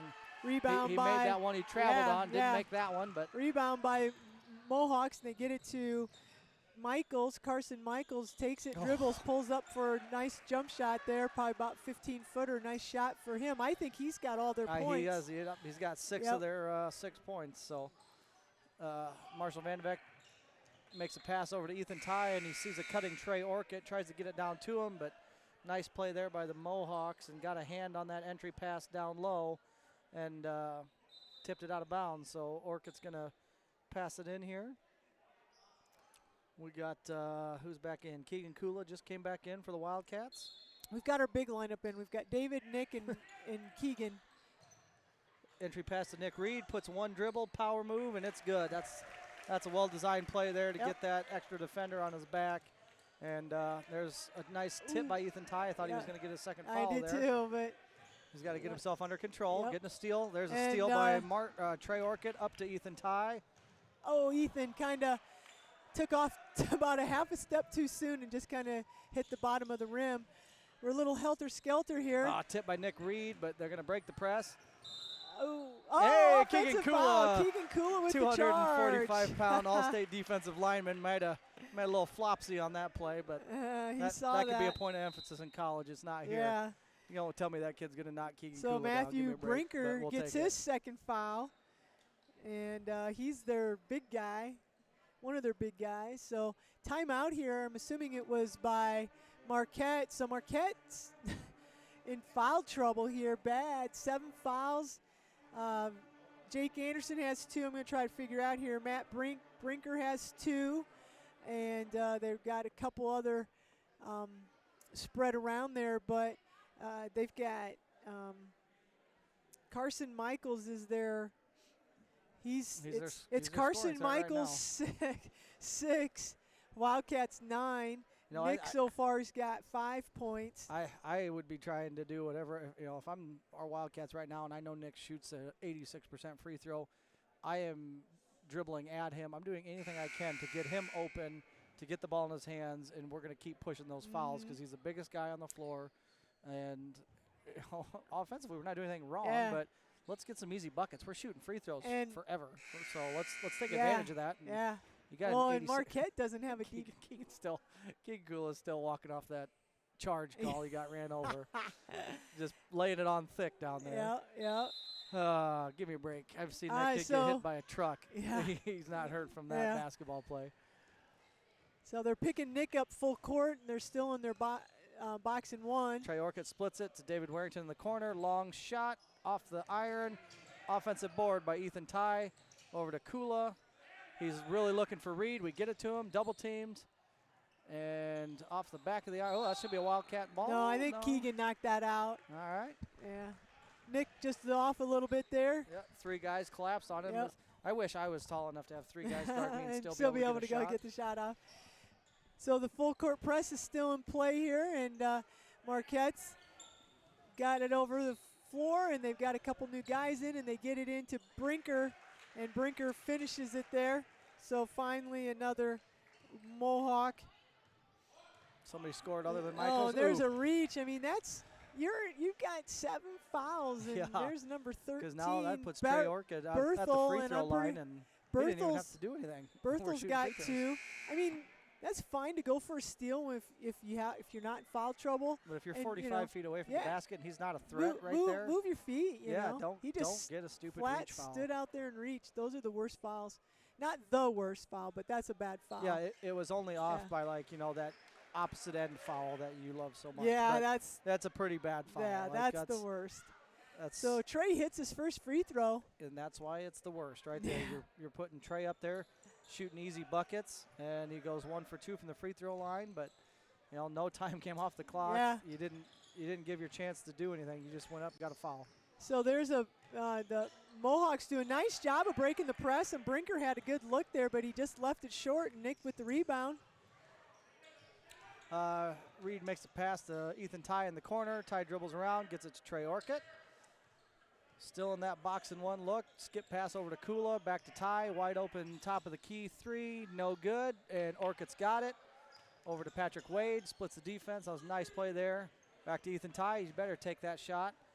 They're not going in, but you got to take those looks when you get it. Nick Reed with a foul, and he goes up for a put. Does that kid really think he's going to block Nick's shot? Yeah, I'm not sure. Is that Michaels? How tall is, what's the roster say Michaels is? It says he's 6 foot. Who? I'm going to see who. That was on Michael. 33. Yeah, that's Michaels. That's his second foul. Boy. That's Mueller. Parker it's Mueller. Oh, and that's his second foul. Oh, they look the same. He's 6'1". They said he's 6'1". Now, 6'1" kid, unless he's got about a 30-inch vertical, is not going to be blocking Nick's shot. I'll give him 5'9" and 3/4. He's not 6 foot. Did Nick miss both those? Nick did his free throw woes. Yep. It's a mental thing now. Oh, He's shot a bazillion of them. Yep. Brinker down low. They broke the press, and Nick didn't want to get a foul there. We got 55 seconds to go. 10-10 ball game, first quarter. Wildcats got the ball. Trey Orcutt's playing the last shot here, it looks like. I would not go out there and play defense and get a foul. That seems like a bad idea. Keegan Kula's got it. Over to Ethan Ty. Back to Kula. Back to Ty. Keegan's trying to get Ethan to get it down to Nick there, but it's not as open as he thinks it is. Oh, this is fine. Yeah. I mean, I guess it kind of plays into Marquette's hands too. They are in foul trouble, but you know, I eventually through attrition, we're either going to get to the free throw line and start knocking down free throws, or these guys are never going to get the ball back. We just get the lead. 13 seconds here. It's going to be a Patrick Wade shot in the corner if we get him the ball. No, a little too late. Throws it up to Reed. Triple teamed, back to Wade. There's an open look. There it is at the buzz. Karth, you can't draw it up any better. Nope. We talked about Patrick Wade before the game started. I thought this was going to be a year for him to really explode onto the scene, and right there he knocks down the 3 as the buzzer. Made a nice entry pass that I'm just going to go with that was probably designed because that looked pretty freaking Nick does tough a nice right job when he's in that low post. You made the comment. He gets 3 guys on him, and he turned around and shot it. He gave it right back to Wade, who was ready to catch and shoot as the buzzer was going off, and well designed play there by Coach Carlson, and he does a good job of that when he is down in that low post, knowing that he is going to get you got double a guy or triple teamed. He's not afraid to give the ball back up to his teammates. He's kicked it out. You know, Ethan Ty's got some looks. He just hasn't. Kind of like the same thing. It's 13-10. I feel like we should be ahead further than 13-10. Yeah, I feel like we've been dominating this game, but it's only a 3-point game. You know, we've had great looks. It's just a matter of getting the shots to drop, and like I said, eventually they will. And Marquette Catholic is just, there are 9 fouls in the first quarter, so we're going to be in the double bonus for the whole, almost, you know, well, I'm assuming for quite a bit of the second quarter, and then, you know, those fouls are adding up. I've got 1, 2, 3, 4, 5, 6, 7, 8. So we've got 4 players with 2 fouls already. I don't know where that other missing foul is. I'll see if I can figure that out. But Wildcats take the full court press off, and here comes Michaels. He gets it. They get it inside to Brinker. He wants no part of taking it up on Nick Reed. They kick it back out, and then we gotta get a steal there. Michaels has it. Michaels and Brinker is a pick. Oh, Michaels was going to shoot it. They swing it around to the right-hand side, and this time Hager does throw up the shot and rebounded by Nick Reed. That's got to be his 4th or so a rebound, I feel like. Brings it up, gets a screen from Trey Orcutt over to Ethan Ty. Got a wide open 3-point look, airballed it. And Ethan's gotten some looks, and he just needs to keep shooting. It'll start to drop. Yep. So he's got to keep his head in the game. Yep. So Wildcats go back to that 2-1-1-1 or 3-2 and almost got a steal. Looks like a 1-2-1-1. I don't know. So Michaels is going to take it in, and then he takes it right by Keegan. Keegan thought about stepping over there and taking the charge, and then he pulled away, and Michaels misses it. Shoot it, Reed. There's a 3. Yep. Bang, Nick Reed. Got to find him in transition if he's got the ball. Yeah. You know, it's weird to see a 6'7" kid take a 15, 17-foot shot, but he's got it. Nick got the rebound and took it all the way down. Stops and pops from the 3-point. Everybody was collapsing to stop him down low, and he stopped at the 3-point line and nothing but net. Michaels has it. Wildcats are playing man-to-man, and Brinker just chucks up a three-pointer. Reed with 5 straight rebounds for the Wildcats, so he's working on a triple-double here in the first quarter. There's another 3-point shot. Left his hand, and he spun out. Yeah, that was pretty close. Yep, so Michaels is going to Ethan Ty, you got to keep those hands. And that's where Ethan's got to be smart. They need Ethan on the floor, and he's just and that's going to be his second foul. Yep, we got 2 fouls for the Wildcats, and they're both on him. And he's just got to be smart. There's 9 already on Marquette. I know. So Michaels has the ball, looking to break the press. He gets it up to Berthel. Berthel back to Michaels, and then down to the baseline there to Piffner. He looks in. There's Hager. And there's the shot. And the rainbow, is that 2-pointer? That was 2. It was on the line. So Van de Beek gets the ball over to Orcutt. Orcutt dribbles down the lane. Thought he was going to go for a layup. Kicks it out to Kula. Kula with the same thing over to a wide open Van de Beek. And bang, there's Marshall. That's what you want to see out of the All-State field goal kicker. Yep.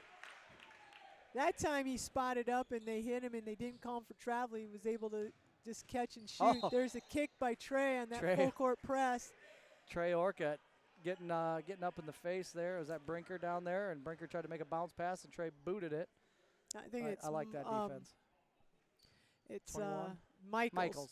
Get those two guys mixed up. Michaels. So Berthel with the ball, and there's into Hager. Reed didn't want to get a foul. Yep. And there's a steal. I don't know if that was Wade or Marshall who tipped it. I think Marshall, but Wade's got it, and he just got himself a wide open layup for the hustle play. Went to Trey Orcutt, and Orcutt did a great job of getting Wade up the floor for a 2-pointer. So Orcutt's a nice field general. We play a lot of basketball PE, and you can tell he likes to be in control. I can tell his ball handling's a lot better. Yes. They're going to call that reach on Marshall, right? Yeah, I think it's going to be Trey. Bet you Snickers. Yep, Marshall. It was Marshall. Yep, I didn't see Marshall. I didn't see either of them. I just had a feeling. So 5:16 left here in the second quarter. It's 21-12. Wildcats have opened up a little lead. 9 team fouls for Marquette and only 3 for the Wildcats. So we got now they're going to call Marshall. Now there's 2.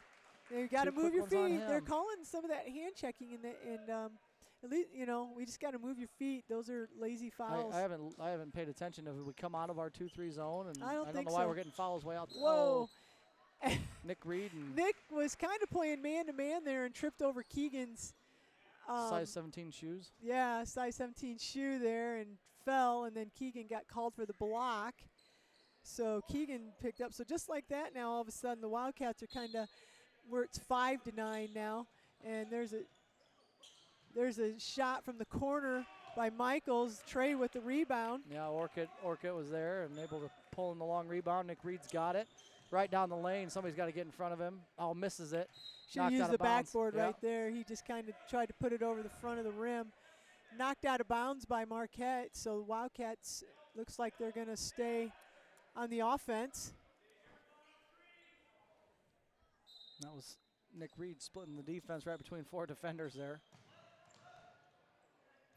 Kick out to David Warrington over to Keegan Cooley. He's got an open look. Big fella didn't want it. Puts it on the floor, dribbles, makes kind of a wild skip pass over to Patrick Wade. Wade to Orchid, back to Wade, over to Warrington. Nice heads-up play there, not to lose it, Warrington. And no way is that travel. He definitely did not travel. It looked like a jump stop to me. Yeah, I feel like he was weird. He was on his pivot foot. But yeah. All right, so that's a turnover on David Warrington, and the Marquette's going to get it, trying to break this press that's really bugged nice steal them. by Nick Reed. Yep. Uh-oh, we got Michaels. a 3-on-2. We got numbers. Just dunk it on him, Reed. Come on, quit missing those layups. He's just trying to shoot it over the rim, and he's not. He needs to either use the backboard, and there's Trey Orchid now.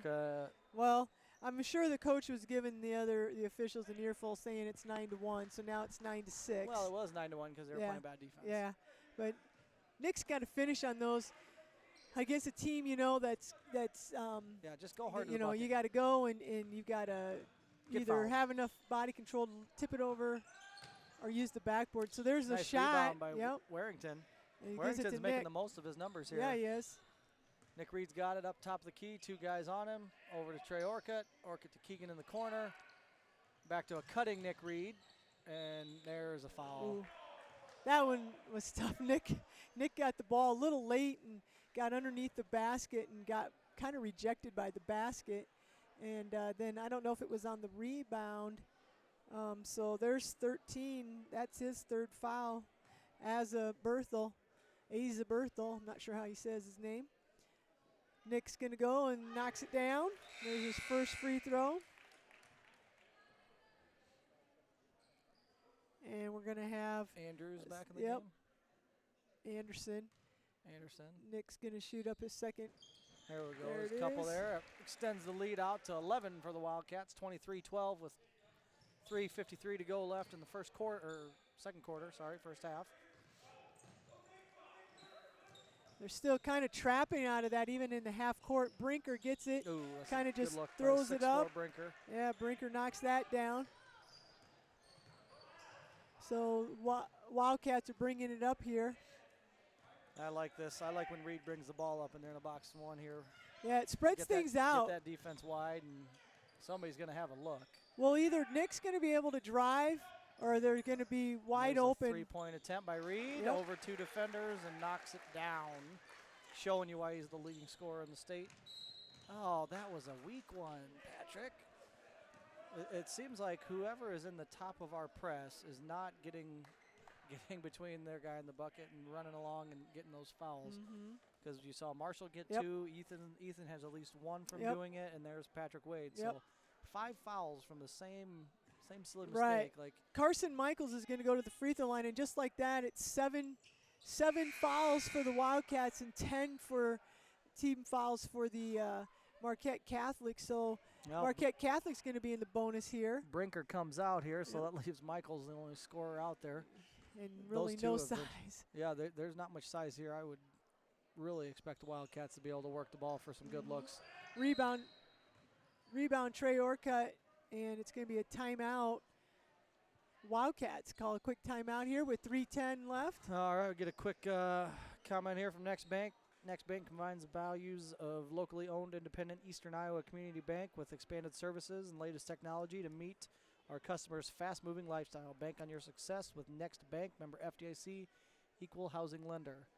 So as much as the girls struggled scoring today, it's been kind of the opposite for the boys. We've got a couple of misses here and there, but boys shooting is pretty good.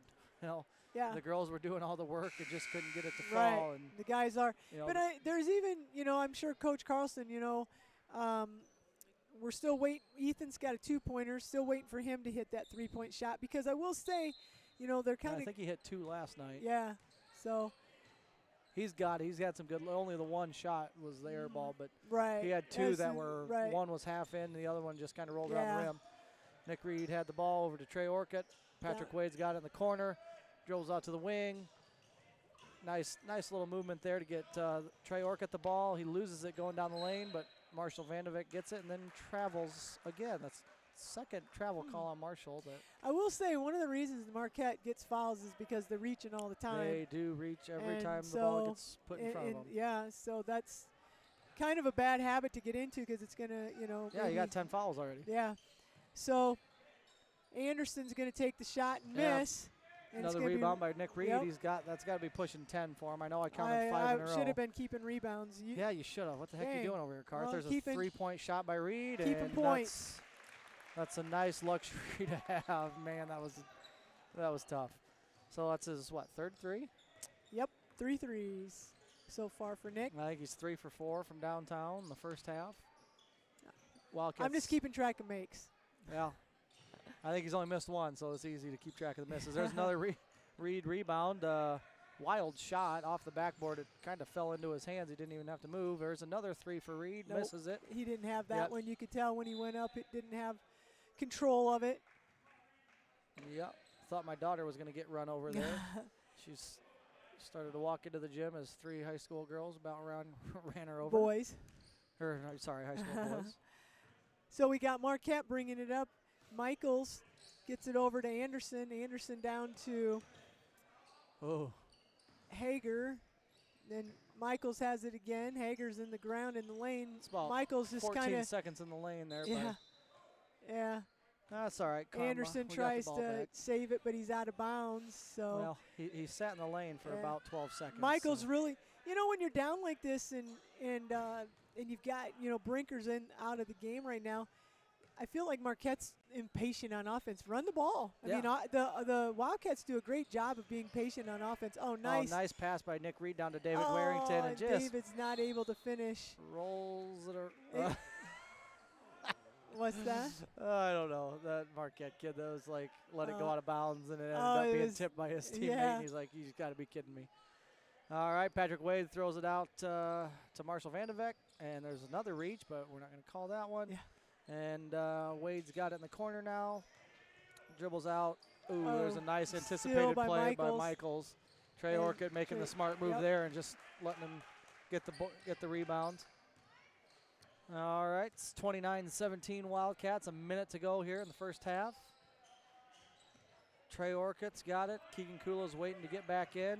David Warrington's on the floor off the bench. Or no, David Warrington started. Marshall Vandeveck's in off the bench. Now Patrick Wade dribbles around, kicks it over to Trey Orcutt. Wide open look. He's going to get he's fouled fouled on the on a- three-point play. Yep. And That's 33. that's his his third or third. fourth, yeah. Parker Mueller. Holy Well, it's cow. at least his third. We'll see. Well, they I brought- was short one. Now I'm not. We'll have to see. And They then brought that's a silly foul. Yeah, I that mean, was so when stupid. you got 10 team fouls, you've already got 2 fouls. Let him shoot the ball. That's Yeah, his I mean, third I don't foul. know what- Parker Mueller. I don't know what Trey's averaging this year because Yeah, they only I had one mean- game, but he only. I mean, Trey's not going to go out there and he just shot an air ball on his free throw. For God's sakes. right. I can't even find him on the depth chart from last year. Trey Yeah, Orcutt right I there. mean, he's going to average like 2 points a game. Yeah, averaged. There you go. He gets the second one in. And not that that's bad, but that's not what Trey's forte is. It isn't No. shooting. It's Trey shot 18% from 3-point last year. He's like, out there to yeah, to he's a floor general. If he hand, wants to handle shoot the it, ball. that's, Yeah. you want your guy that's made 3 threes to shoot it, or you want him. Right. You let him shoot that. Yeah, just let him. I mean, you're but winning. now you're letting him shoot winning. free throws. you So know. instead of missing that, And now you just gave up 2 points. yeah, you just gave up 2 to extend the lead 31-17. I hate that foul.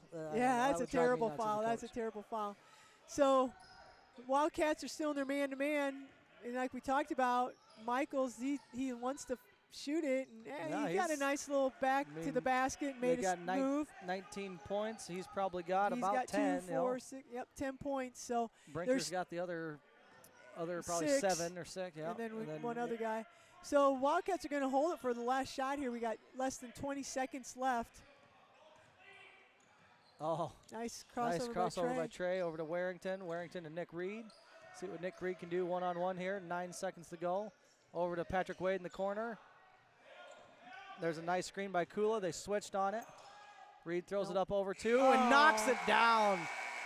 Their coach was not happy with that, but I don't know how you play much better defense. Yeah, what does he expect? Yeah, that was just I don't know, man play, I guess. I don't know. That was nice. Reed had it. He was getting doubled. Big body Keegan Kula comes Went over, to the right. sets the screen, takes out one of them, and they were still able to switch off Keegan to Nick, and somehow another defender, and Nick still shoots over 2 of them and scores. That's, so like I said, I wish I was 6'7". 21 would make points. my life a lot easier playing this game. 21 points there in that second quarter kind of blew things over. It was 13-10, and our defense / just maybe inability. How often do you see someone shooting better 3-point percentage than you do his free throws right now? Yeah. He's got 3. He's shooting 500 from the free throw line, and so he's got 19 first half points. Yeah, he's got 500 free throw shooting percentage in that first half, and he's probably 5 for 6 or 5 for 7 from 3-point line. We'll take it every day. So that gives us halftime here. Looks like I'll try to get this updated on the chat board. 34-19. Wildcats lead at the half. We got about a 9-minute break left. If you need to go to the bathroom or get some popcorn, now's the time to do it. Maybe set an alarm if you got to listen to me for the next 9 minutes. Hopefully you don't fall asleep.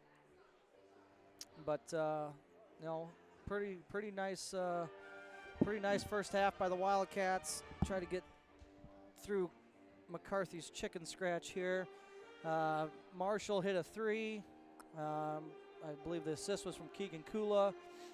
Nick Reed's got 19. He's probably got a double-double already with rebounds and points. Ethan Ty had a couple of nice steals that led to run-out layups. He actually missed one of those layups, but made the other one look easy. Got a couple fouls there, trying to do the same thing. I think sometimes you get that false belief, hey, I've done this twice, I'm going to keep doing it. And then you start getting those reaching fouls, and you just got to know, play defense with your feet. And when the opportunity is there, don't try to make the opportunity, just wait for the opportunity. I'm sure that's kind of what Coach Carlson talked about as he sat there for a bigger part of the second quarter. David Warrington stepped in, hit a big shot, drew a foul with the and one opportunity. Trey Orcutt is not made a shot from the floor, but he is 3 for 5 from the free throw line. So he averaged 1.6 a game last year. Scoring's not really his thing. You start looking at what he did with the ball in his hand, though, and realize that, hey, you're getting 46 assists a year. That's helping out our offense, whether you're scoring or you're getting to the guy that scores. And kind of same thing today, but he does have 3 already this game, so that's always going to help your offense. We talked earlier about how are we going to score outside of Nick Reed, and some of these guys, we got 1, 2, 3, 4, 5, 6, 7 guys that have scored. Keegan drew a nice charge. If you want to call it drawing a charge, I'm going to say it was a flop, but he's working hard out there on defense, so we'll take it. Patrick Wade hit a 3, and that's the scoring output for the Wildcats tonight. Kind of everybody's getting in there, getting involved, mixing it up, and boxing one. Coach, I can't remember what's the coach's name for Marquette. Marquette. He's got to be frustrated. You game plan for a kid like Nick Reed. You're going to box him, and it's just not working out. You want to make the rest of the team beat you. And the good thing is when they really denied Nick there that second quarter. But other guys started stepping up, so guess what? They had to tighten up that defense a little bit, and then there's Nick Reed flying in and getting 3 or 4 shots in a row that he couldn't even touch the ball, but because other guys were working hard and getting good looks, it opened it up for Reed. Unless you have, which they do have Brinker, but I don't feel like they were putting Brinker in front of him. Unless you have somebody. Brinker got in foul trouble and he had to go out. He's their only kid that's legit over 6'4". Yeah, he had to. Well, that's what I'm saying is you're almost better off just to play straight 2-3 zone. Yeah. Just play straight 2-3 zone. You're not putting yourself in situations where you're leaving, another player with an easy backdoor or something. You know what I mean? Just play straight 2-3 zone. Here's kind of what it is. I mean, literally, is Marquette going to stop Nick? By boxing him, you're playing in a defense that you don't normally play. Yeah, you're play. probably not working on a whole ton. Yeah, and now you're stressing your guards at the top potentially because it's hard. And just play straight 2-3 zone, and I would say, let Nick. I'm not going to say just let him down and score, but make him work for his points. And I wouldn't mind if you just let him go down and score. He's going to drop 20-some points on you, 30 points, whatever. But to me, when they do a box and one and when they put Nick down low, did you see all the looks? I mean, just think if we would have hit those shots. Ethan missed. Had that one that went in and out. 3 threes, but 2 of them were right there. But right, 2 of them were right there. Marshall, missed one. Patrick, if we knock those threes down, we're up by 40 points now. And I mean, you want, or I should say, if you play your straight 2-3 zone and let Nick post up like that, that's probably where you want him is down there, versus letting him be out at the top where he can shoot 3-pointers. And I think when you box in one, you kind of put him out there a little bit more. It's a little tougher. Yeah. And the other thing is,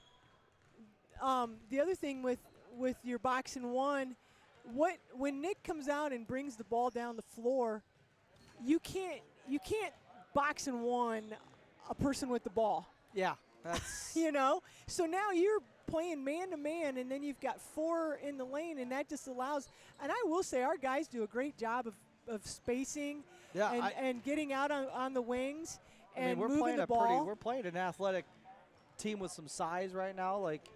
I know we beat them last year, and they lost some of those guys, but it looks like, to me, like they've reloaded and had some good mature growth over the year, the offseason, I should say. But, our guys are playing good. They're pretty solid. We've had, maybe 2 turnovers that were kind of like, nah, but that's going to happen. I mean, you don't always know what the other guy's thinking. You're going to throw it off somebody. We got Vicky Engelman listening in.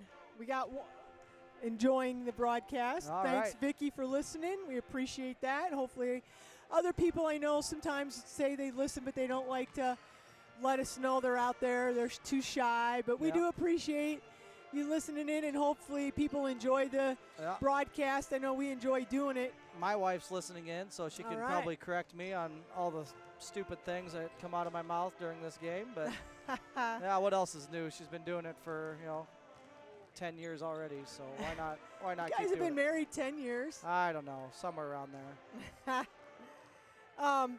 No, there's good times for junk defenses, but I think sometimes, when like I said, you're wasting a person on that box and one when when Nick's at the top of the key, because then nobody knows what to do, like who to guard him, and that kind of stuff. Well, and think back to when we were coaching. We played a lot of junk Ds, but we worked on it all the time because we knew we were going to play a junk defense every week. So we had to play some teams that had some scores that we couldn't match up with and stuff, and made some adjustments. But sometimes you can pull it off, and other times you just play your solid 2-3 zone and or a 1-3-1 zone, maybe, try some different things, a 1-2-2, and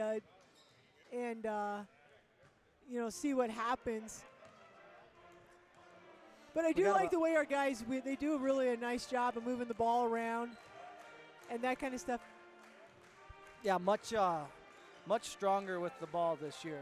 Like more you confident. can see you can that just tell they're way more confident. Marshall and Ethan. Willing and to score, like Trey. knowing that they can score is huge because and now it's not like, oh crap, what do I do with the ball? I got to throw it. Yep. You know, now it's like, okay, come play defense on me, and there's somebody wide open out here. I'm just going to hit them. And, we talked about it a lot last year, and people don't maybe realize, a lot of those guys were. It's a huge difference it's a coming big step from when you're playing the big from boy. high school, middle school to high school, and then from just JV to varsity. It's the speed of the game is faster. You hear that all the time. Then in college, the speed of the game is faster, and then the pros, speed of the game. And I mean, that's just the progression that's going to make. And you can just tell that Marshall and Ethan and Patrick, Trey, that they're just more comfortable because they're used to it and they have that year under their belt and stuff like that. So, yeah, this is going to be a fun team to watch. Right. It doesn't just have to be Nick all the time. Right. And I mean, he's got 19, which would have been my career high in the first half. Yeah. But, I mean, I don't want to say effortless because he's working hard, so that's not the right term, but, like, he just makes it look easy. And that's just a testament of what he's been doing. So we're back playing ball here. Trey Orcutt's got it. Looks like Karth, they listened to you. Did they go to a 2-3, or is it there's a shot from Ethan Ty, Ethan no kind of good. forced that a little bit. So we got Michaels bringing the he ball just up, got and they're his going to third foul. I mean, that's the thing is, you know what? Ethan says, I have my hands up, but the thing, Ethan, is you can't body block him the whole way up, man. And so Ethan just picks up his third foul. So we got, for Marquette here, Jackson gets it into Brinker. Brinker goes up against Reed, and he's going to now could have called a foul there almost. So that was blocked. Get Trey Orcutt. Kula's going to get a, nice. Everybody in the gym thought he was going to shoot it, and then he nice pass kind of fakes Nick. it in and lobs it down to Nick Reed, who gets the easy layup. So now the Wildcats, well, I don't know. Patrick was denying. Must have saw that on TV. Yeah, it was denying Carson Michaels, so I don't know if they were thinking about doing something. Carson kind of drives in and out of control. Nick gets the rebound, forces it up behind his back, and pulls up for a little 8-foot jump shot, and it's good. Goes behind his back. Yep. Oh, that was slick. That was. So now there's going to be a Trey foul Orcutt on 60 Trey. feet away from the bucket. Yep. Those are the ones that I don't like. The only foul you like, Karth, is when there's either blood or somebody gets knocked to the floor. Don't give him anything easy. No free lunches. No free lunches when I played. So there's Jackson. He shoots over Ethan and is knocked out of bounds.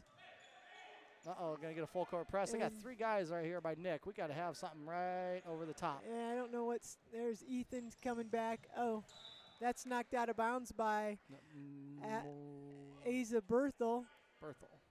And now we're going to get it back again, and it gets into Nick. They're just going to clear out. We got 3 guys, so we should get some. Yeah, we got 3 guys. We got 4 on 2, and we don't take advantage of it. We don't attack. Yeah. And we turned it over. Yeah, Carlson's just like, we just had 4 on 2. Yeah. Take it to the basket. Go score. That was easy to read those looks. Go score. That's right, Carlson. Yeah. Tell him 40 points ain't enough. Let's keep going. Wildcats up 38-19 with 6:25 to go in the third quarter. Yep. So Marquette's Brinker just turns and chucks. Kula with the rebound. Ethan, baseball long pass to Ethan. Ty splits the defense. No foul. Geez, now they haven't called anything. He's going to get a foul. They won't he call another foul on Marquette probably the rest of the game. Yeah. They could have called Brinker on one down on the other end too. It's going to get ugly. So there's the shot. Oh, geez. Brinker pulls it out of, was it Nick's hands or something? Pulled it out of Reed's hand. Yeah. The jump ball gets ripped out, and Nick swats it back in his face. Brinker goes up with the shot, and Nick's just like, okay. There's Ethan Ty from the corner. Assist goes to Nick, and there's going to be a quick timeout. So it doesn't look like the Mohawks are quite making the adjustments Coach wanted at halftime, so he's going to take a timeout and give them the business. Yeah, so with 5:45 left in the third quarter, it's 19-41. Wildcats are up. Nick had 19 first half points. We got Ethan finally knocked down a 3, so it's nice to see that here, and we'll see what else. Hopefully we get some of these other guys. He's a good streaky Here's shooter. the other thing. And Nick does a good job of passing, like what Coach Carlson said. If they're going to leave 3 guys up there in the front court for Nick, and we have 4 on 2 in the back court, all we got to do is bring somebody in the middle of the floor. Nick make it long, and you're going to be able to have dunks all night long. Well, our only dunkers on the other side of the floor. But I'm just saying we're going to have easy. We could be throwing alley-oop layups all day long. Yeah. So we'll see here what happens. All right, moving Trey Orchid up to the top for the press. I like they're that trying move. they're taking Carson Michaels out. Yeah, do it. He's scoring. I don't necessarily know if we're in a man-to-man, but there's a steal by Ethan. Give it up. No. Yeah, that was. Oh, nice play by Ethan. Nice job. I 2-on-1 break. I thought he had Marshall. He had Marshall early, but that was a great job yep. closing by the defense to take Marshall away, and Ethan just called his own number and took the layup himself. Yep, there's a tip by Nick Reed. And there's a pass into Brinker there, and Brinker knocks it down. He shot that. Oh, he shot that about like split second. He didn't want to get blocked again. Nick Reed with the ball. Might actually get a call on offense here. And he's going to take a shot and air ball it. Was that Nick? That was Nick. Oh. Yep, got a little fancy there. Little step back and launched it over the rim. And Brinker right back tries to shoot it over. Ethan's got it. Push the ball. There's neat. Oh, there, Keegan nice. Kula. Whoa. Well, he's just padding Nick's stats. Yeah. Brinker just. So Ethan Ty and Keegan Kula on the 2-on-1 break. Ethan threads the needle to Keegan, and I think everybody was surprised he got it and tried to put up a little reverse layup underneath. Misses it, but Nick Reed's laughing still at the free throw line. And Reed gets the rebound, goes with the putback, misses. Does that actually a couple times, gets a couple more rebounds. Yeah, he had about 3 offensive I think he got rebounds. 3 offensive boards there before they ended up calling calling the foul. And Brinker. That was Brinker, so Brinker's that's third. third, yep. All right. There, Nick gets that second free throw to drop. So 44-21, Wildcats well in the lead here.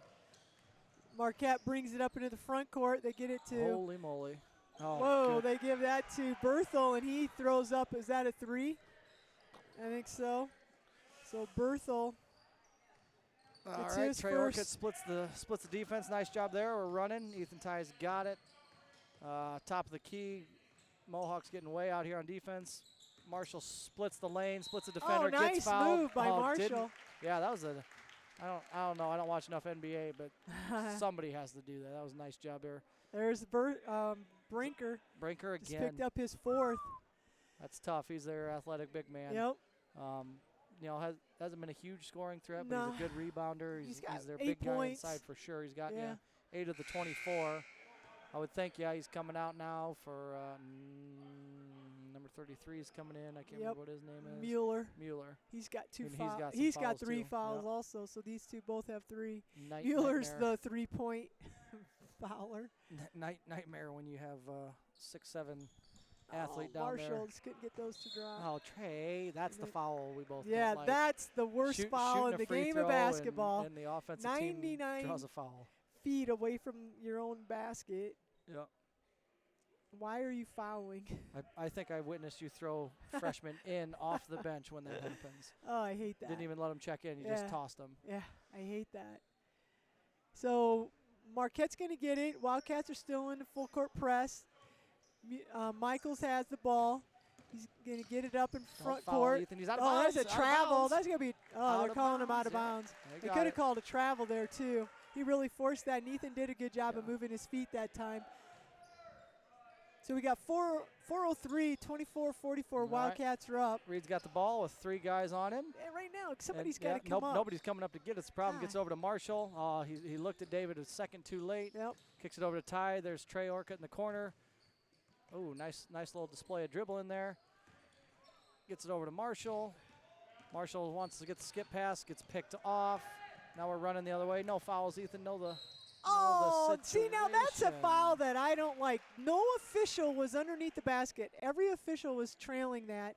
and the guy trailing just assumed that there was contact underneath the basket. That's the problem. Like, Ethan got those 2 quick fouls in the first half. And that wouldn't really be a bad foul and at then this point. His next 2 fouls were like, well, that's good basketball play, but those 2 good ones and 2 bad ones make you go sit, and that stinks because he's playing a good basketball game, but because of a couple of bad fouls. Did Michaels fouls, make that? I think he made 1 of 2 there. Oh, did he? Okay.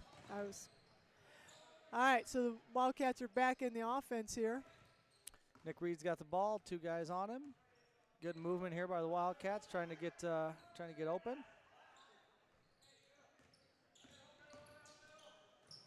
Nice job, Reed over to Wade. Wade back to Warrington in the corner. I'm going to get him for a travel. David traveled there. Yeah. So the Wildcats up 26-44. They're still pressing here. Marquette gets it into Michaels. He gives it up to Hager. Hager gets it back to Michaels, and Michaels is going to nice bounce pass to Jackson. Nice play there. Or Anderson, I mean. Yeah, nice play over to Anderson to get had that a nice floater. Little floater. Trey Orcutt running down the middle of the floor. Kicks it out to David Warrington for a wide open look, and splash. David. There's a bucket. Wildcats have been kind of struggling there for a little bit. And there's a timeout by Coach Carlson, I believe. Coach Carlson. That. Yep. All right. Hey, well, I have an update for anybody who's out there listening. Iowa wins 68-52. Oh, I'm sorry. Do you want to know that Luka Garza scored 20 points? Thanks for ruining the rest of my night. Garth, I just told you in the first game I got a DVR in. I don't want to know. I don't care. I'm happy, but I'm not going to act happy. You want to know how many? You want to know how many times I've watched the Iowa-Ohio State Woodshed game? I've watched it probably once a month since it happened, and that was 2 years ago. Double digits, and it's still good. So you'll enjoy 68-52. It's this way. 68-52. This way it's less stressful. I know. Now you know. Garza knocks down 20. He's having a good season so far. What do you think they're going to do with have you heard anything Bohannon? with Bohannon? I haven't. I don't have He much. has 6 games. Yeah. I mean, they've got to be making a decision here. It's next 7 games, right? So you get 7? Is that what 6, I think. Oh, 6? 6 or 7, something Tell like that.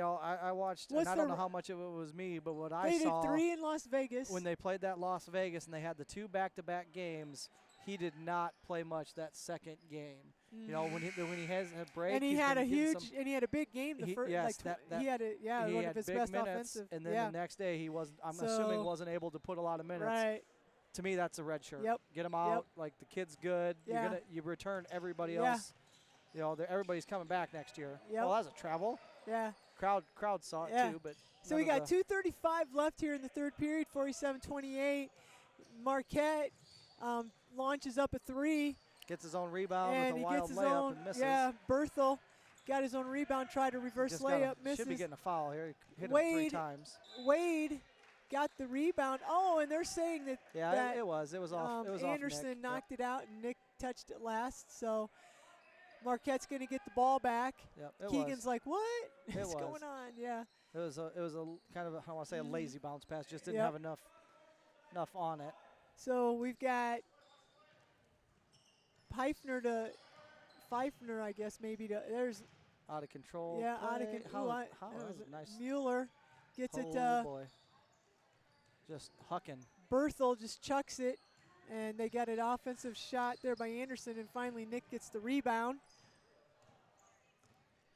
So Reed brings it over half court, and I don't know if it's if they're doing a 1-2-2 or they're still doing their box, but nice pass. Nice. Nick hits Marshall curling in underneath the 2 defenders, and then he kicks it over to Patrick Wade. Wade knocks down the 10-footer maybe. Yeah, nice shot by Wade. 49-28 extends that lead back out to 21 here. So Marquette's on offense, and there's Mueller just threw it over. Throws it 5 Michael's rows into the bleachers. Head. We'll take it. And so the Wildcats are going to get the ball back. And Marquette's still playing man-to-man on Nick.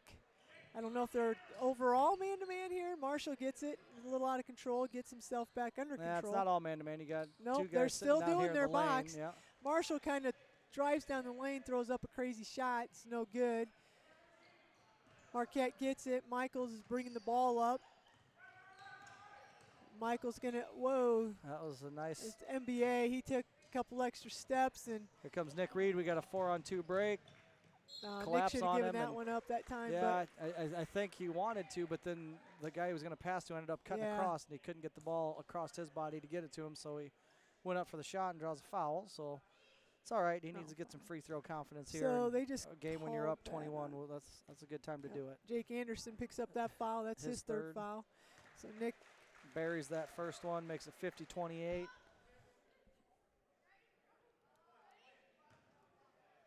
Not sure the official just looked at me. he did, Yeah, that was weird. made eye contact. Made eye contact and pointed at the basket. I don't know what just happened.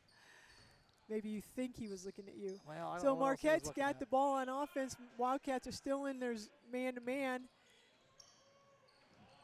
Michaels is going to take it and drive, and Patrick Wade with Patrick- the hand check yep, on him and yep, gets he called did. for it. so Patrick picks up his second foul. So 5 team fouls in the first or in the second half here for the Wildcats, and only 3 for Marquette. And that's Berthel just with chucks the one up in shot. the corner, and I think that was Warrington with the rebound and or tips it over to I would Nick. say, yeah, I think he tipped it over to Nick, so I don't know Yep. how you scored that, but nice job. All right, Nick Reed waiting out the clock here over to Marshall Vandevek. Definitely waiting for the last Yep. shot here. The boys have done a nice job these first quarters and halves, and getting that last look. I think we've connected on all of them. Yeah. David's got it. Oh, and then they called travel. Not sure. David doesn't think he moved, but that's not the way the official saw it. And now they're going to call.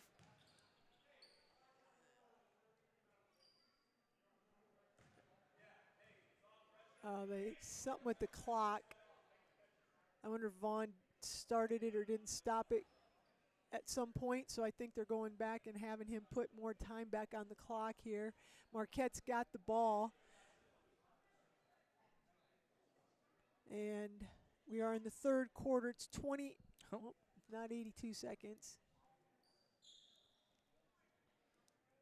51-28. Wildcats up with less than 30 seconds left. 8.2 seconds left. That's what we're looking for. Jeez. 8.2 seconds, and the Marquette's going to take it out of bounds. And it gets into Mueller, and Mueller takes off. And it dribbles behind his back and pulls up at the elbow and knocks it down. Nice little shot. Nick gets it and turns and just tosses it. So that's going to bring us Home, even your next adventure, all are within reach with a Next Bank loan. Convenient locations in Central City, Waterloo, Cedar Rapids, Marion, Coralville. Next Bank member FDIC, equal housing lender. So the Wildcats come back out and extend the lead from halftime. 21 now. We'll take it. What do we got for scores here? We got enough time to run down on Marshall with 3, Nick with 21, Not 23, 24, 25, 26, 27. Yep. Ethan's got 7. 26. 26. Yeah, Ethan's Ethan's got 3, 4, 5, 7. 7. David's got 5. Trey's got 3. Wade's got 5. So Chipping in. I mean, yep, that's chipping in, and that's what you want to see. five guys yep. scoring. I said Keegan's going to score 10. He better get on it here because he's looking for his first bucket. But he's playing good defense. He's But making Keegan's some nice not passes. really looking to shoot. Whoa. Don't know what that was.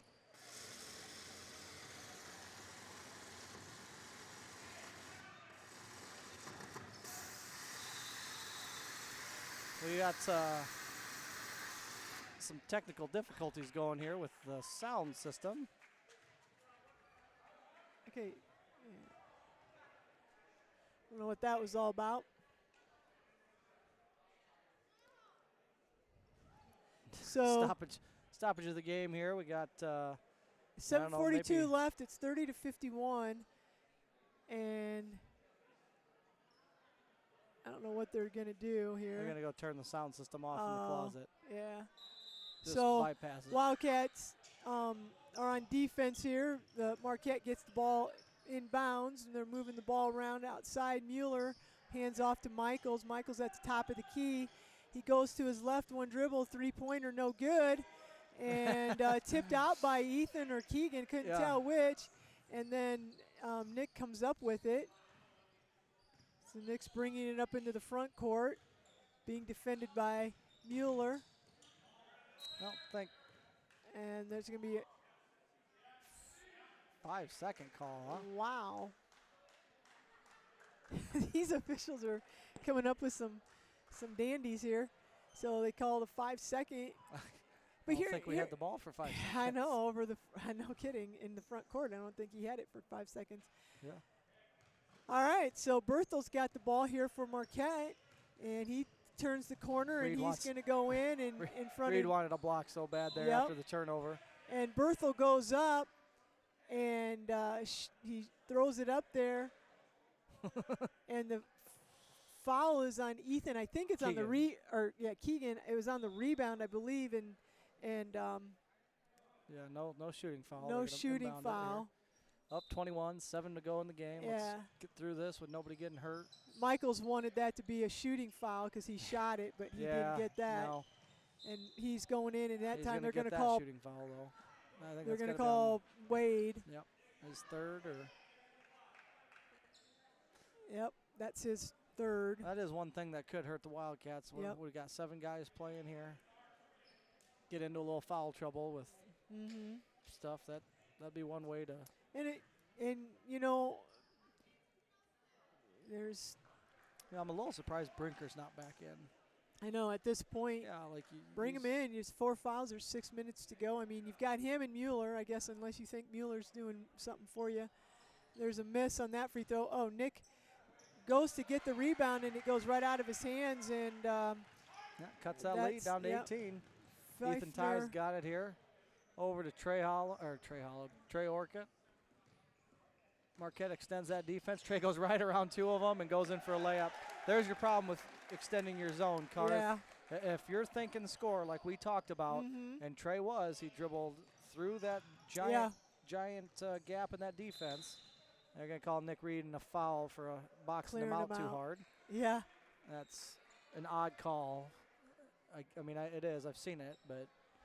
He did kind of push him out of the way with his hand, and you have to give. Well, they called it on. That's not right. We didn't have a number 4. I think they punched it in wrong. Yeah. It's probably number 5's foul. Nick's first foul. If it's on Nick, it's not on 4. And big fingers hitting those buttons. Yeah. So after all of that, it's a miss, and Nick gets the rebound, and the Wildcats here. Trey Orcutt thinking score again. Kicks it to Keegan Kulo. Wide open look. Keegan no good. Rebound by Michaels. Michaels brings it into the front court here, being defended by Wade. Brinker's checked back in, and Bethel. That's Bethel, yeah. Yeah, Berthel.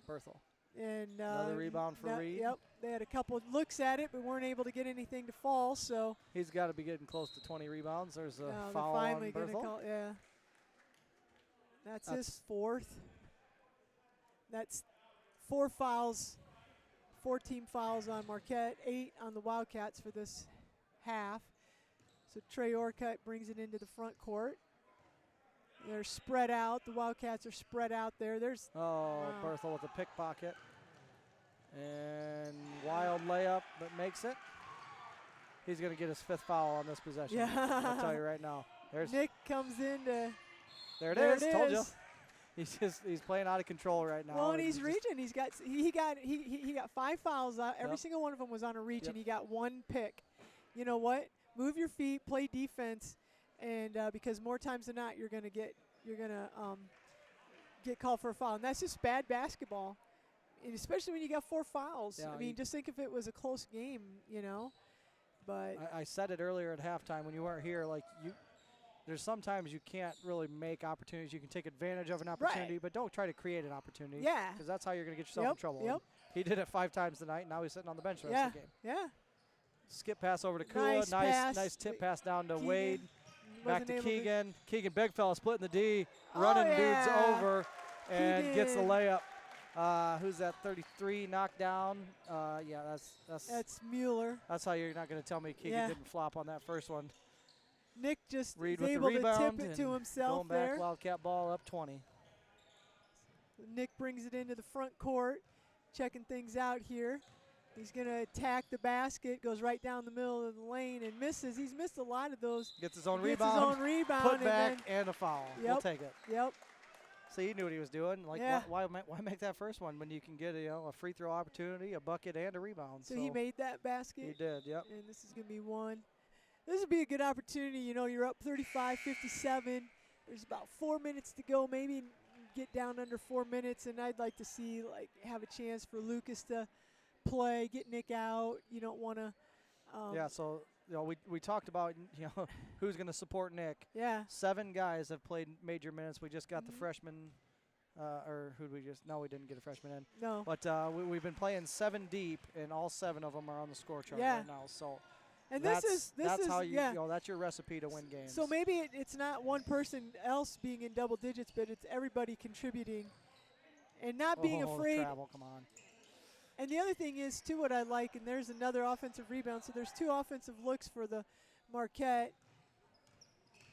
Michaels has it going in against Nick. Hanging, shoots it over and misses. David Warrington with the rebound. David's had several rebounds. Yeah, tonight. This is, I don't want to say as good as the Wildcats have looked in a while, but they look pretty darn good tonight.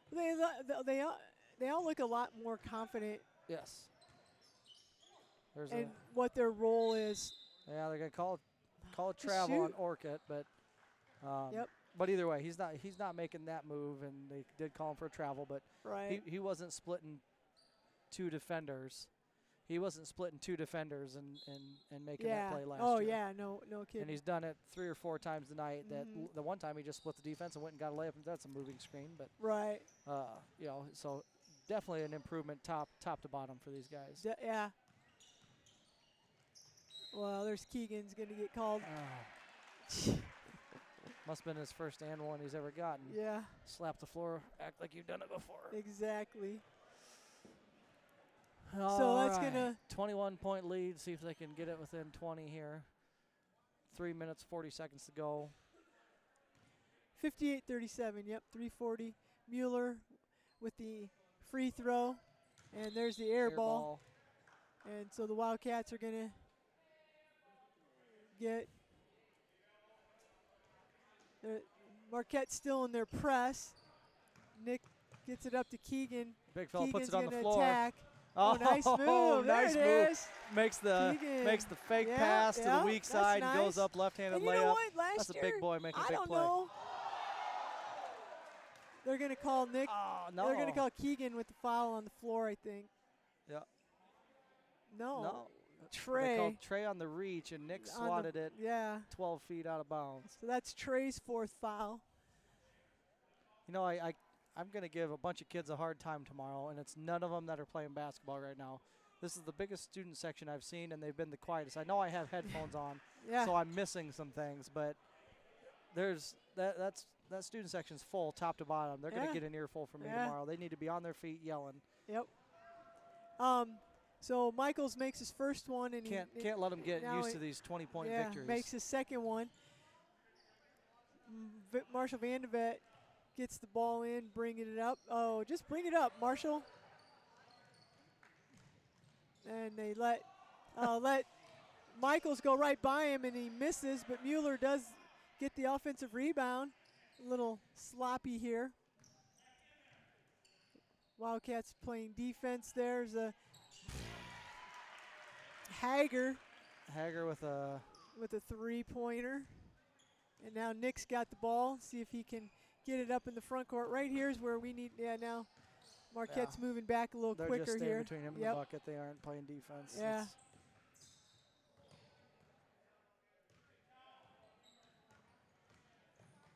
Nick Reed gets the kick over to Trey Orchid, who launches one. I thought it was going to be an air ball. Draws the front of the rim. Yep. Michaels gets the rebound, takes it coast to coast, misses it. Rebound, And there's Keegan Kula. Kula with the rebound, and it's going to be a foul on Anderson, and that's his 4th foul. 2 minutes, 31 And seconds to go, Keegan- 60-42. Yep. Keegan shooting free throws here. No, yep, Keegan's going to be at the free throw line. You know, that's the other thing, too, is last year I remember just, you know, Keegan missed a lot of those easy shots last year.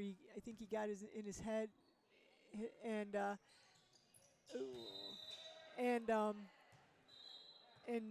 didn't take it to the hole strong sometimes, so it's nice to see him finish and make 2 strong, aggressive moves to the basket.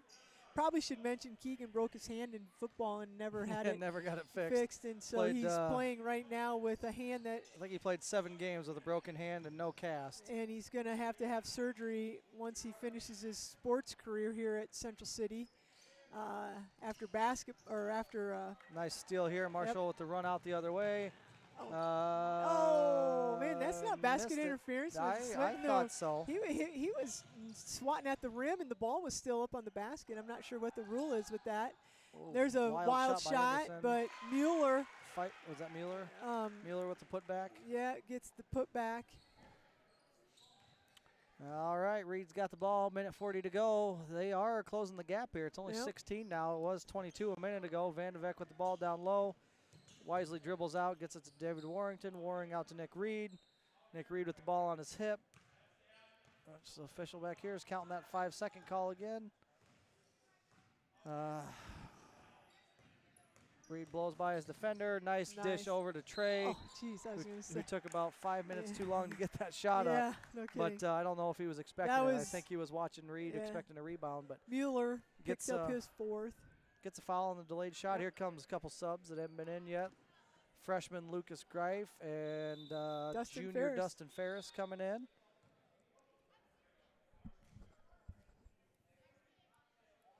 Looks like Nick Reed's coming out.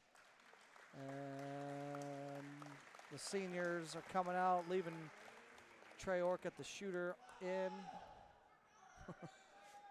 There's the student section. Finally waking up.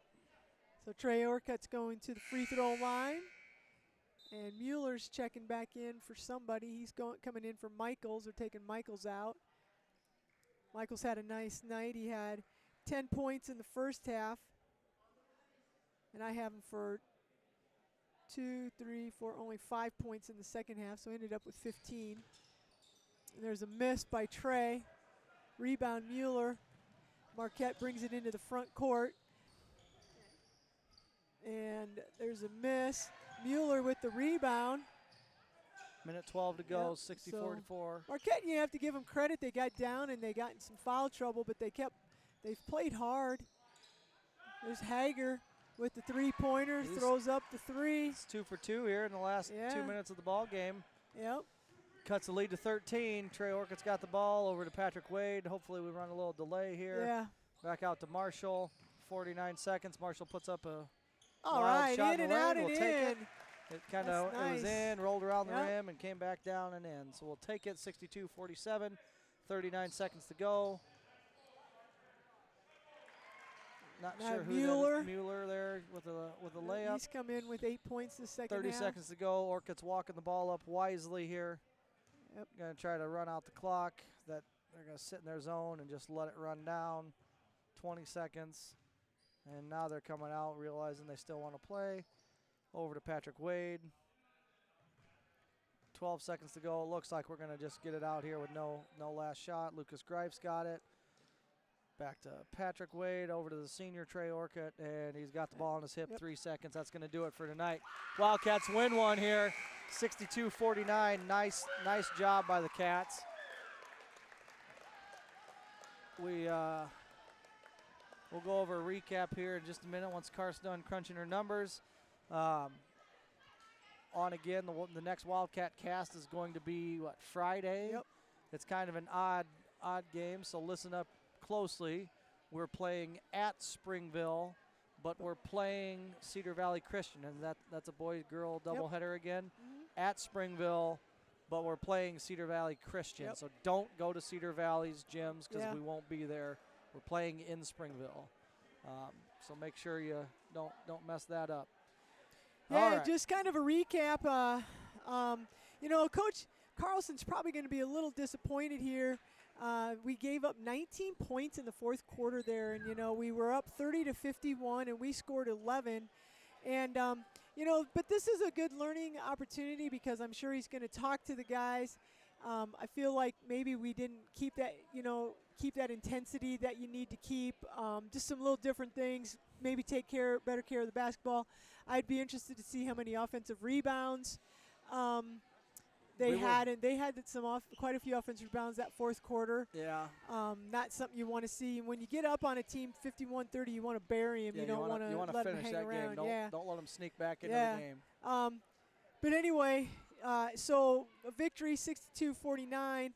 I have Nick ending up with 28 points, 19 in the first half, and he came out and finished it with 28. And it was, like you said, it was nice to see. Ethan ended up with 7 points, David with 5, Keegan with 4, Wade with 5.